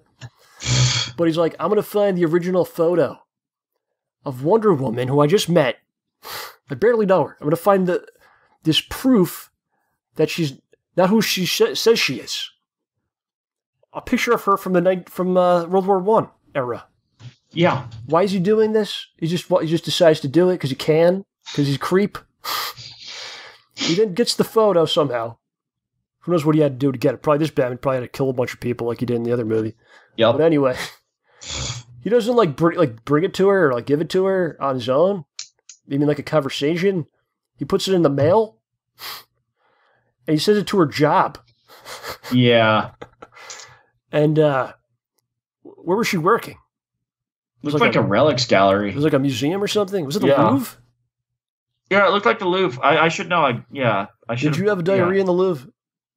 Sort of. I got kicked out because of it. What's the story where you got sick in the Louvre? The museum said that it closed at 6:00 when I looked at the pamphlet. So I'm like, okay, it's 5:15. I can probably use the bathroom now because it's probably gonna be cleaner here than anywhere else I could possibly be. So I go to the bathroom. It's at 5:15, and my stomach's not happy with me. So I'm just stuck on there for a while. It is not pleasant for me. I am not having a good time. I'm in there for 15 minutes. We hit 5:30. 5:35, someone goes, hello? Like, hi? Are you okay? Yes. They come back a few minutes later. I'm still... I like how they knew to speak English to you. Yeah. Like, he's got to be one of those people. Yeah, they're like, do you need help? Like, no. Yes. Well, hurry up. The museum is closing. Like, send Diana. She works here.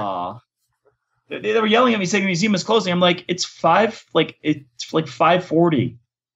Like, the museum doesn't close till 6. What are they talking about? Finally, I'm finally done, and I'm like, I flush. I step outside the stall. I start washing my hands. I go over to the hand dryer since there's no paper towels, and I start drying my hands. And a woman walks in and says, "No, you don't have time for that. Go!" Like, whoa, what? She leads me out. And I'm in a gallery, like I was in a gallery, like one of the side areas, and there's three doors, 3 entrances. One to the bathrooms where I was, a hallway to my left, and a hallway to my right that leads towards the exit. Hallway to my left has a dude standing in front of it in a suit, just blocking it. I'm like, okay. I go to the right, and I enter another gallery, and every door except for the one that leads out has people standing in front of it looking at me. And this lady's leading this, like the lady passes me off to some guy who's leading me out. And there's every time I step through a door, someone goes to block it, like from behind me. Like the guy who's blocking the door behind me. Yeah. She's doing that motion with her hand against her nose, like she smells something. Well, it wouldn't have surprised me at that point. Anyway, we finally walk to a big open area with an escalator, which has bigger hallways and bigger doors. And there's like 6 people blocking one way off. And I look to the person who's leading me out, and I'm like, is this all for me? Yes, it is. Please get out. Do not return. I get downstairs and I go outside, and like you just see this wall of people behind me just closing up everything and blocking off every entrance. I'm like, what the heck? I finally get outside and I realize the museum closes at 6. The galleries close at 5:30. Oh. So they're trying to make sure that nobody Yeah, they're trying to make sure that nobody sits in the bathroom until everything closes, and then starts stealing stuff. Huh. And I was so embarrassed, but I do now get to say I got kicked out of the Louvre. Did you have flashbacks when you saw this movie? No, but I'm like, oh, I did think about it. I'm like, oh, I got kicked. I'm like, oh yeah, I got kicked out of that place. I was there. I did my own masterpiece in the bathroom. All right. Anyway, so this insane Batman. Yeah, he is clearly unhinged. Yeah, he finds this proof that this woman is not who she says she is. Yep. That she is immortal. That she is a god that's looked the same 100 years ago. Says it to her job. What if the wrong person saw this? Yeah. What if like her friends in the room, or let's say her boss is in the room with her. She gets this package, opens it up, and the guy's like, "Hey, that looks just like you. Is that your mom? From 100 years ago, and come to think of it, you're working here for 10 years, and you look the same as you did. Yeah. Let's call the authorities on this." Completely outing her. Right? Yep. She gets fired. She can't pay her bills. It doesn't matter what powers you have. You can't pay your bills. Oh, great. You have power. Okay, you're homeless. Great. Congratulations. Thanks, Batman. Well, no, that's part of his plan. Oh, no, I'm so sorry. I got you fired. You need to come live with me now. That's what it seemed like. Because he's just like, I could look what my money could buy. That's so skeevy, though. An original photo for no reason. So eventually she gets it, she opens it, she seems to be happy about it. And then the movie is her, I guess, thinking about this picture for 2 hours in the movie. Yeah, pretty much. Yep. So I think it would have been better if they actually were, well, doesn't he say something like, you'll have to tell me the story someday? In person someday, yeah. Which seemed a little threatening. But honestly, it's Batman, so it's meant to be threatening. Tell me the story. Yeah. Tell me the story! Who's Martha? So personally, I would have not even done it at all. Just like do the movie. Don't even do that as parts. Or to actually make it like they're talking. And she's telling him the story. Yeah. It just kind of freaked me out that he would do that. Listen. Because people are going to disagree with me. But let's say Wonder Woman found a picture of Batman, like with the cowl off, revealing he's Bruce Wayne or something. Dude, that's and then put it in the mail. Calendar. And then put it in the mail and send it to his job. What would he do? He'd go crazy. What would he do? Seriously, think about it. No, yeah, that's a good point. Or here's a picture of Bruce Wayne as a little kid. Your parents got killed. He's crying. Look, here's a photo. Here's the original photo, Bruce. You'll have to tell me the story someday. Oh my gosh, if the parents dead. What would he do? That is horrifying. Oh my gosh, dude. That's kind of impressive and sick. Or picture of the body, the autopsy of his parents. And she puts it in the mail. Oh, you know, it'd be really bad if it's with a copy of the autopsy that says, cause of death, bad child. Yeah, and you'll have to tell me the story someday. Oh, that's Imagine so that. That's how we're going to start the Batman Solo movie. It's going to come out. Is that actually happening? Yeah, they're doing it, yeah. It sounds like it could be good. I read some stuff. It's going to be like heavily on the detective side, which like they never showed him as a detective in a movie any movie. Which leads me to back to this movie. I was joking around about a lot of that stuff, by the way. I thought it was fine.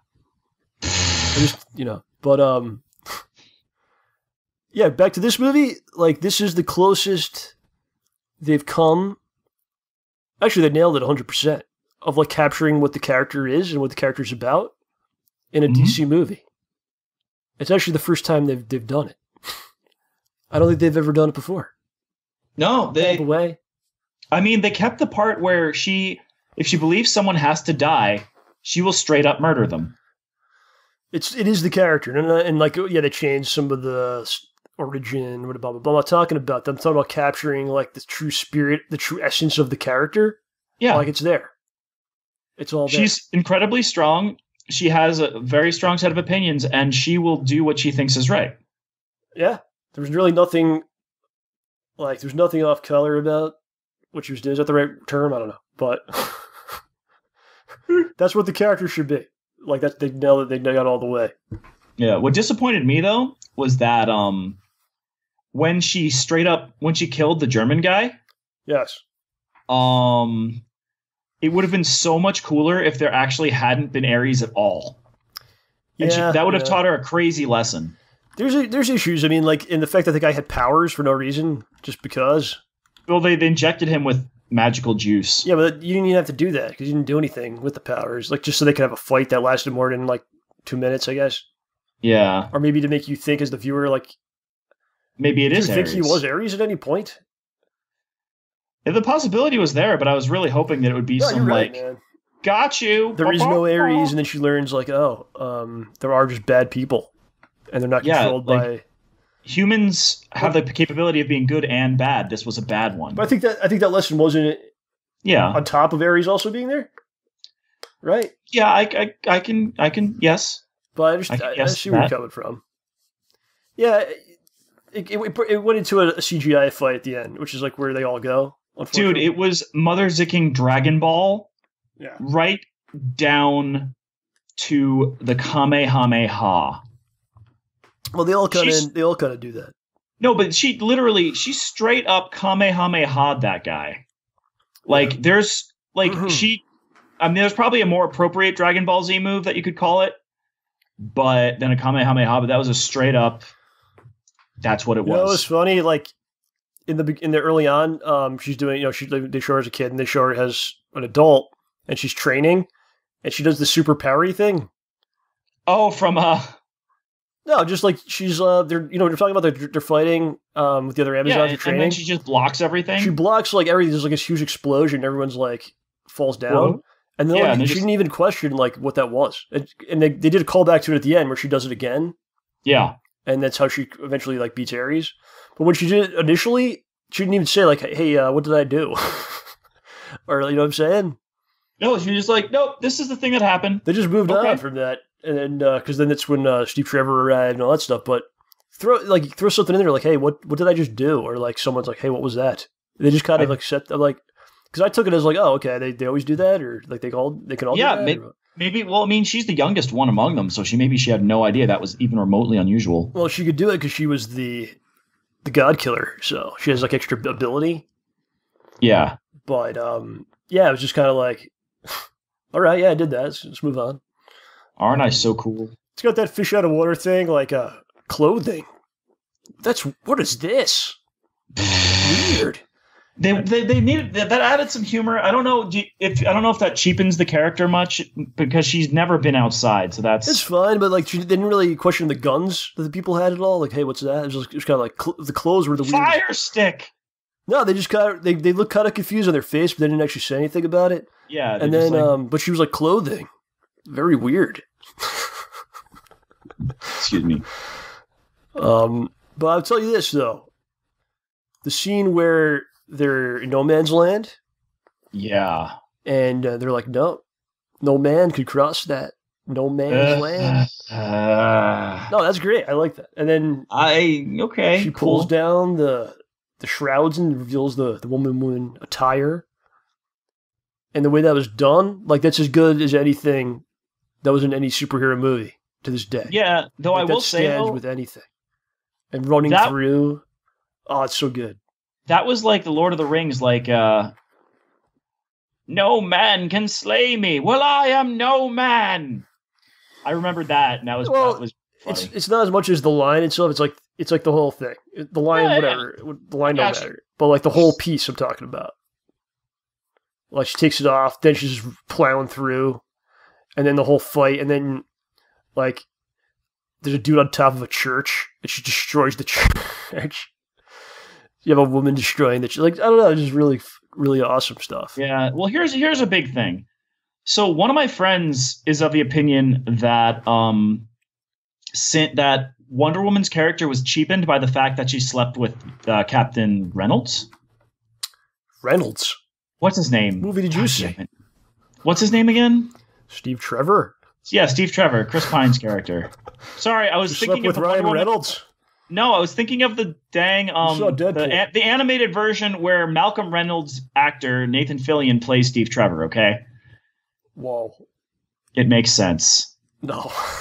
Shush. It makes sense. Regardless, we shouldn't have had sex in the movie. Did she have sex though? We don't know. It's heavily implied, and I don't think that's a I don't think that's a problem because if she wants to, she's 100-something years old. She can do what she wants. The whole movie worked because you had to like buy into them. Yeah. And it was kind of awkward because, like, you just... when he dies, you don't care. So... I mean, one other thing, despite her age being so much more than him, he was much more experienced in life in general, so it was a little bit... How do you know how old she is? They said, like, Zeus gave you to us, like, bloody-bloody-blah years ago. How old is she, though? We don't know.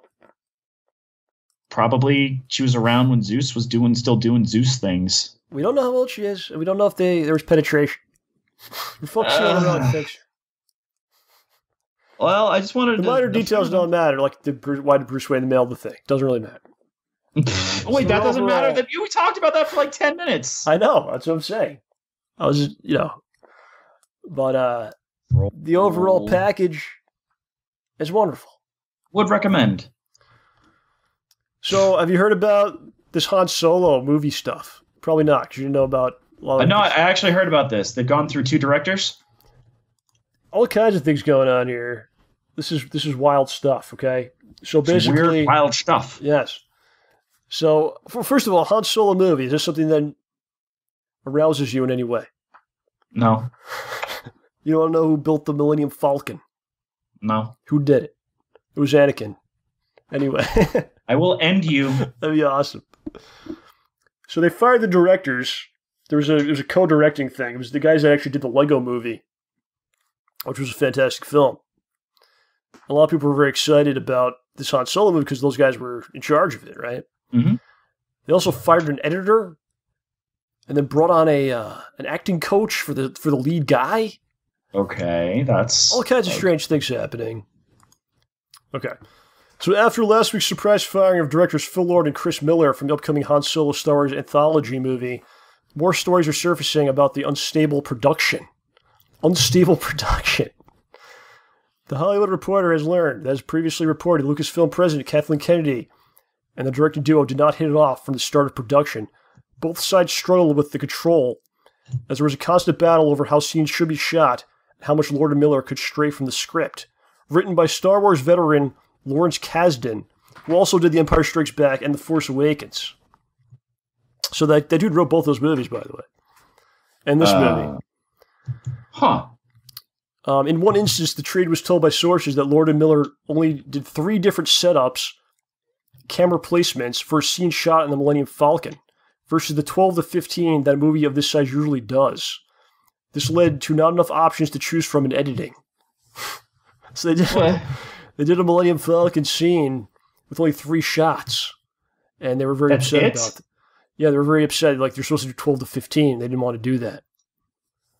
This sounds crazy. Yeah. Maybe that's all they needed, though. Why do you need 12 to 15 shots? But so they can't put that scene together? There wasn't enough options. I don't know. Okay. And the duo's improvisational style didn't go well for many of the crew. Known for their comedies, the Lego Movie and 21 Jump Street franchise, in which Lord and Miller collaborate heavily with the cast. On a movie of the size of Star Wars project that led to hundreds of crew members standing around waiting for marching orders. So these guys are like doing improv and doing a lot of shots, and there's like for Star Wars? Yeah. One of the most heavily controlled properties? Fair enough. Do you like the Lego Movie? I mean, they might have been up to something here. Sure. You gotta let them fly, man. I'm on the side of these guys, because I think... Yeah, sure. I mean, but I guess there's like hundreds of extras, and then they're just waiting around because these guys are just doing some improv, and it sounds awesome. Lord and Miller also shot many scenes delivering improvised lines to the actors, according to sources. Once Kasdan saw this, he demanded that every line be said word for word how he wrote it. No. Lord and Miller did do takes for scenes as was written in the script as well, though. Huh. In May, things got really bad. Lucasfilm fired editor Chris Dickens and replaced him with Pietro Scalia. And the company also brought on acting coach for its star, Alden Ehrenreich, who plays young Han Solo, a rarity this late in the production. According the heck happened? According to the Hollywood Reporter, Lucasfilm was not satisfied with the performance Lord and Miller were getting out of him. It's possible Ehrenreich wasn't pleased with the Lord and Miller either. StarWarsNews.net reports that the actor voiced his concerns about how the character was coming across to a producer who then sent it up the ladder to Kennedy. One source told SWNN that Edward Reich's performance of Solo is oddly comparable to Jim Carrey's performance in Ace Ventura at times. What? This is what the actor felt that they were making him like be Jim Carrey in Ace Ventura. That's what he felt like. I want to see this version of the movie. So wait, actor B thought that the Han Solo guy or the Han Solo guy? The Han Solo actor thought they were turning him into Ace Ventura. Basically, yeah, and he told on them. This is allegedly. Wow. Kennedy decided to steady the ship by having Kasdan shadow Lord and Miller, similar to Tony Gilroy coming on to direct reshoots for Gareth Edwards' Rogue One. But Lord and Miller pushed back, leading to Kennedy firing them. When the crew was told Ron Howard would be taking over the movie, they broke into applause, according to the Hollywood Reporter's story. So that's so sad. Ron Howard came on, and supposedly they all cheered this. I mean, Ron Howard's cool, but the other guys must feel so sad. Though sources say the footage Miller and Lord shot is very usable, the plan is for Howard to shoot until September, basically redoing a lot of it. Production was originally supposed to wrap in July. The untitled Han Solo movie is still slated for May 25th, 2018. Yeah, good luck with that. I want to see this original with the Ace Ventura Han Solo. And the 2 camera shots inside of the. Falcon. No! I'm just picturing I'm picturing Han Solo bending over and grabbing his butt and talking through it, and then shooting somebody while it's happening. Or farting and going, "Oops! I guess I shot first." So I read this. I thought it was really funny. I don't know, man. That's insane. I feel bad. Everyone must be going in crazy on that shoot. Yeah. It's very surprising because you have this is, professional stuff. Professional level, like the highest level. A ton of money being spent. You should have all this stuff planned out properly. And it's off the rails. Disney. They've got all the money in the world. So there you go, John. And then we have Spider-Man Homecoming. Yeah, in a couple weeks. Next week. Week and a half. All right, week and a half. That's right. Excited about that? Yeah, the kid was great in Civil War. Do you know much about this movie? Have you seen? Nope. You don't know much about it? Nope. Don't want to know. Nope. Do you know who's in it? Right. Now I remember. Dang it! Yeah, I know. I remember who the villain is now. So have you heard about this insane Sony Venom universe they're putting together here? The Venom movie that is not in Spider-Man's universe? Yeah, this has been there's been like a roller coaster ride with this. Why is that happening? So they announced they're doing a Venom movie, and they announced they're doing this, I think it's called Black and Silver, which will be the Black Cat with Silver Sable teaming up. For some reason, that'll be a movie as well. What universe is that in? Well, here's the thing. So initially, they were like, no, this is separate from the MCU. It's like our own Sony universe of characters that we own. Then there were some reports coming out a couple weeks ago that like, oh, no. Like someone from Sony was like, no, it's part of the MCU. Like it's all connected. And it just kind of confused people more because it was like the Marvel side was saying no, they're saying yes. And now they finally came out and they're like, no. It's totally separate. It's totally its own thing. Spider-Man's not involved in this. It's like the other characters that Sony owns. So everyone's like, this is going to suck. This Venom movie. Why are you doing this? Then it comes out, they got Tom Hardy to be Venom. Wait, what? Who's like an excellent actor and like a big name. Well, who wouldn't want to be Venom? From Mad Max, from he was Bane and Dark Knight Rises. So you're like, that's the perfect casting for Eddie Brock. But I wish this was part of the MCU, right? Yeah. Like that'd be really awesome. So I don't know. This is very strange that they're like a Venom. It's like a Venom universe of some sort. Where straight up doesn't exist. It's like a weird Spider-Man universe where their Spider-Man does not exist at all. I can't even imagine this. What's the point of what's Venom's motivation? Or he's got his own thing going on. It's Tom Hardy. Wow, it even says it on IMDb now. The Venom movie. Venom pre-production Eddie Brock. Yeah, that's an amazing casting. I can't believe they pulled that off. But yeah, you just wish it was all connected, you know. Yeah, it's really sad. Mm. He was in Peaky Blinders. Okay, I am learning so much here. Are you going to IMDb yourself after this? While you're there? Why did you suggest that? I don't think you have many credits, do you? No, I don't think. How many do you have? Are you doing it now? Yes, you told me to. You're making a lot of noise there. It's really... I'm done. All right. I didn't tell you to do it. I was joking around. You asked if I was going to, and gosh darn it. Hey, I heard you type before. Yeah, I'm doing these for the show. I'm doing things for the show. You told me, you suggest. Hey, you made a suggestion. All right. So we have some time here. We can actually do this. I enjoy doing this. I don't think anyone else does. I don't think OJ likes it. I don't think any of the viewers like it. I just happen to enjoy it. UFO Reports. Oh, no. So these are real UFO reports, my friend, from the National UFO Reporting Center. You can find all of these at www.nuforc.org/webreports. And you yourself can see what's going on in their world, what's really happening.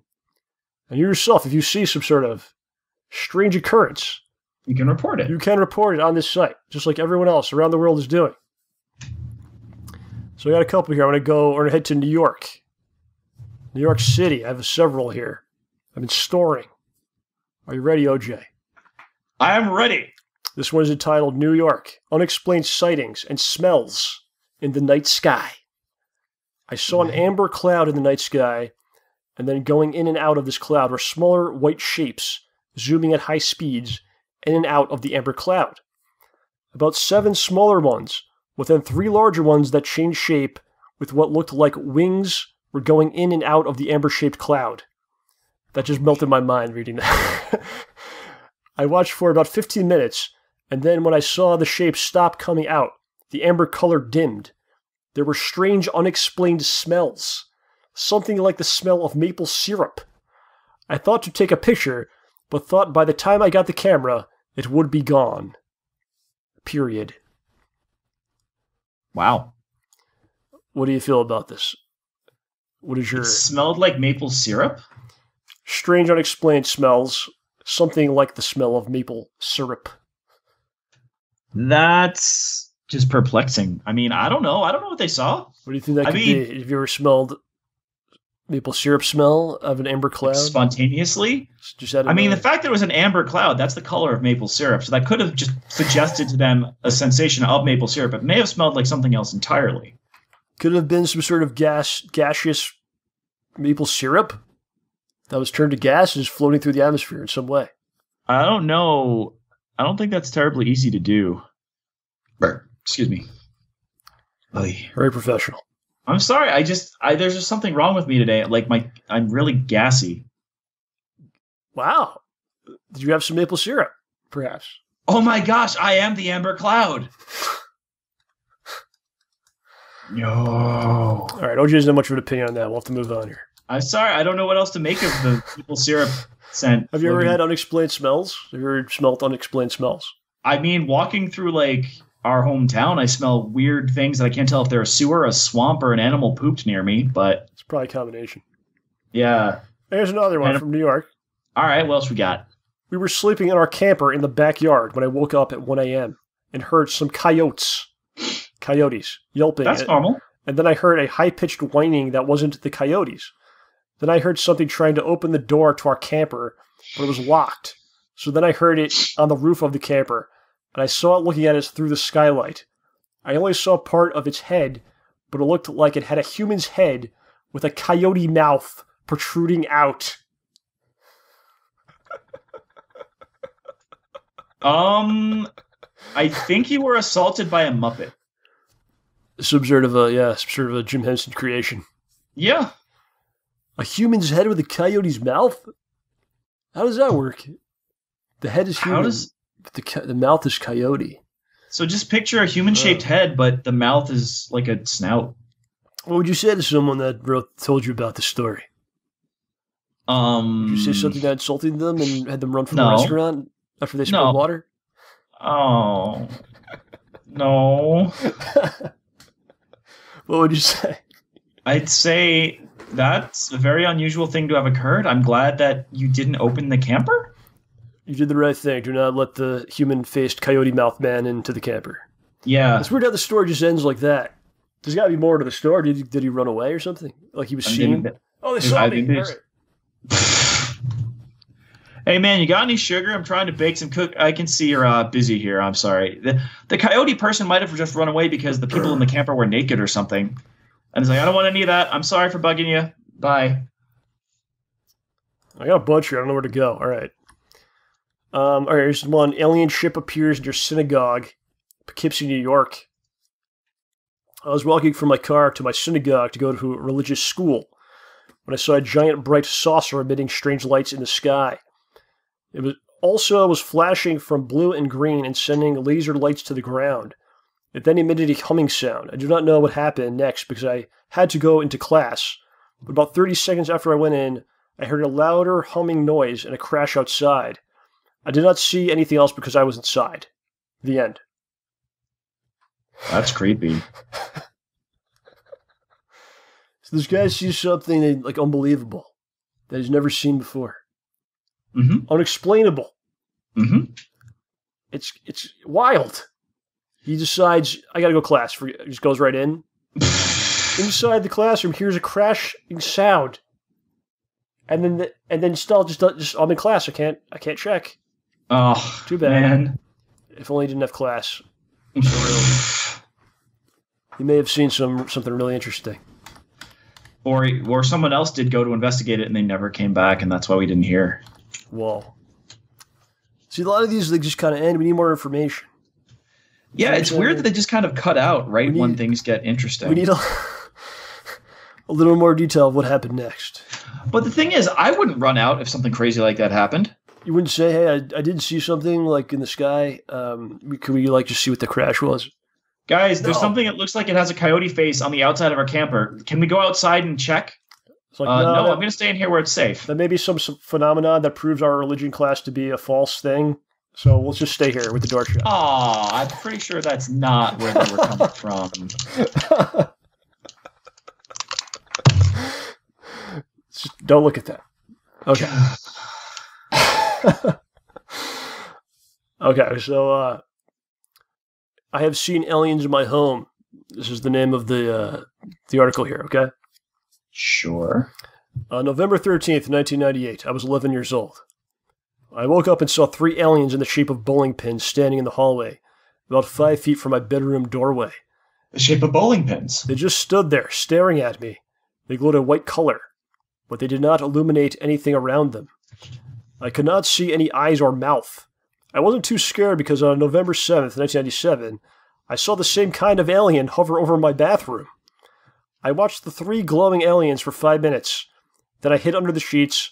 I have not seen any more to this day. I just like how it's written, because you start off with like what happened in '98. Yeah, and you don't hear about the earlier one, and then you go back to the earlier ones. Like, oh, by the way, like I didn't care because I saw them a year before that. I saw a rabid wombat, but it was fine because I saw one a year prior and I made it out okay. It's just an interesting way of writing, but I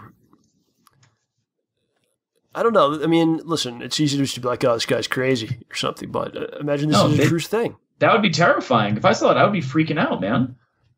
I wouldn't know what to do. Shape of bowling pins? Yeah, that's freaky. Kidding me? Yeah, that is not cool. It's not right, John. The boy ain't right. That ain't right. I think that's enough for today here. We've got some creepy alien things to worry about for the remainder of the day now. Sounds like OG's making a soup or something in the background there. I don't know what's going on. I'm not even doing anything. It sounds like you're making a soup. Was it this noise? There's no liquid. I drank all the water. I hear liquid. I hear stirring going on, pouring of carrots and celery, perhaps chopping. It's probably. Is it this? It's me. That's me adjusting my zicking back because it's really sore. What, are you having some Ovaltine? No, I'm not doing anything. And soup? I could take a picture of my desk right now with me not doing anything. Are you building a chair? No. From Office Depot? No. All right, we gotta get out of here. Anything else to add, John? While we're stepping out here. What's that? For the month of of June, at my local frozen yogurt store, 16 Handles, they said we're going to have ice cream in addition to yogurt, and that made me ecstatic because when I was a little kid, one of my favorite things was this place we went called the Putnam Pantry up in Massachusetts, where it was a make your own ice cream sundae place where you'd say I want 3 scoops. And they give you 3 scoops of ice cream, and you just make your own sundae, and they charge you for it on the way out. And I was so happy, like, finally, it's not yogurt. This is the real deal. I get to do it. So I waited until halfway through the month, and I'm like, all right, this is the day. I go get my ice cream. I go in there, and they're like, oh, our frozen yogurt machine that we've used for the ice cream was set to frozen yogurt settings, so we got ice crystals, and it didn't work. Oh, well, when are you going to have ice cream? In a week? That week being the last week of June.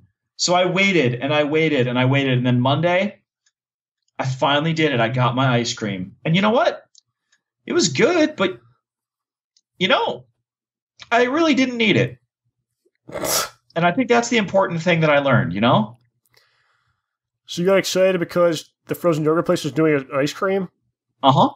What is special about their ice cream compared to places that do ice cream? It's make your own sundae. Oh, it's a make your own ice cream thing. Uh-huh. Oh, that's pretty sweet. You basically, I picked up the second largest container they had.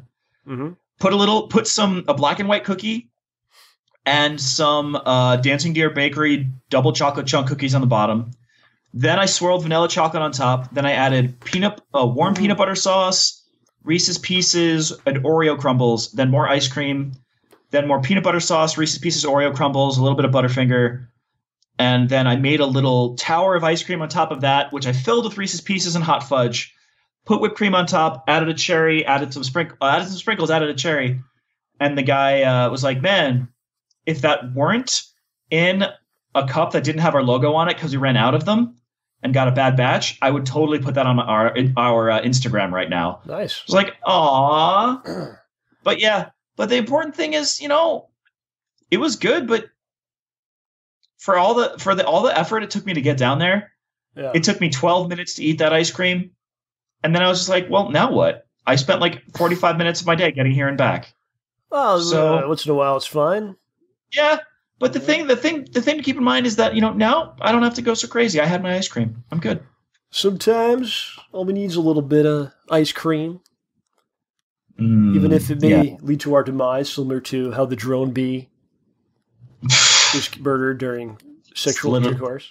Literally effed to death. But, sometimes you got to go there, my friends. Even if it's awkward, like meeting Adam West. Or running out of a restaurant. Or leaving a restaurant without paying for anything. Life has many challenges. We must do our best. I think as long as you try. Yeah.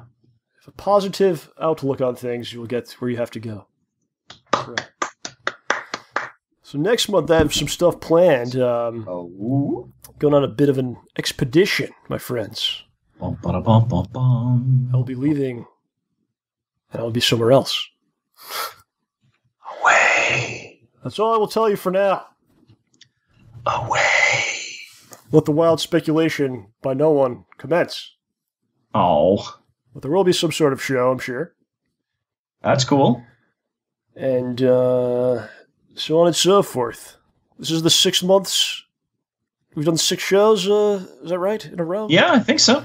Every month for 6 months. So it's going very well, I think, half your point. Mm-hmm. Yeah, we should be doing more. But it's working very well for me. That's good. That's the important thing, that it works well for us. And it seems like some people are liking what we're doing. So, yeah. I think we're on a good path. That's all I could say, really. It's fine with me. I feel happy about what we're doing. Some people seem to be as well. And we will continue on this path. Anything to add to that? Am I making sense here? No, you're making perfect sense. Well, you should say thank you very much to the people that are checking us out. Yeah, thanks, guys. Should have said this at the beginning, too, probably. No. They don't deserve that much credit. Well, we'll see you next time, my friends. OJ, take us out of here. Say something. All right, everyone. Thanks. You've been listening to John Rambo Presents the show. I hope you had a good time. I know that we did. We will catch you next month. See ya. This has been a production of STAYBALLSY.com, the best in free and optional entertainment. Have a pleasant evening, and remember, stay ballsy. Don't take any shit from anyone.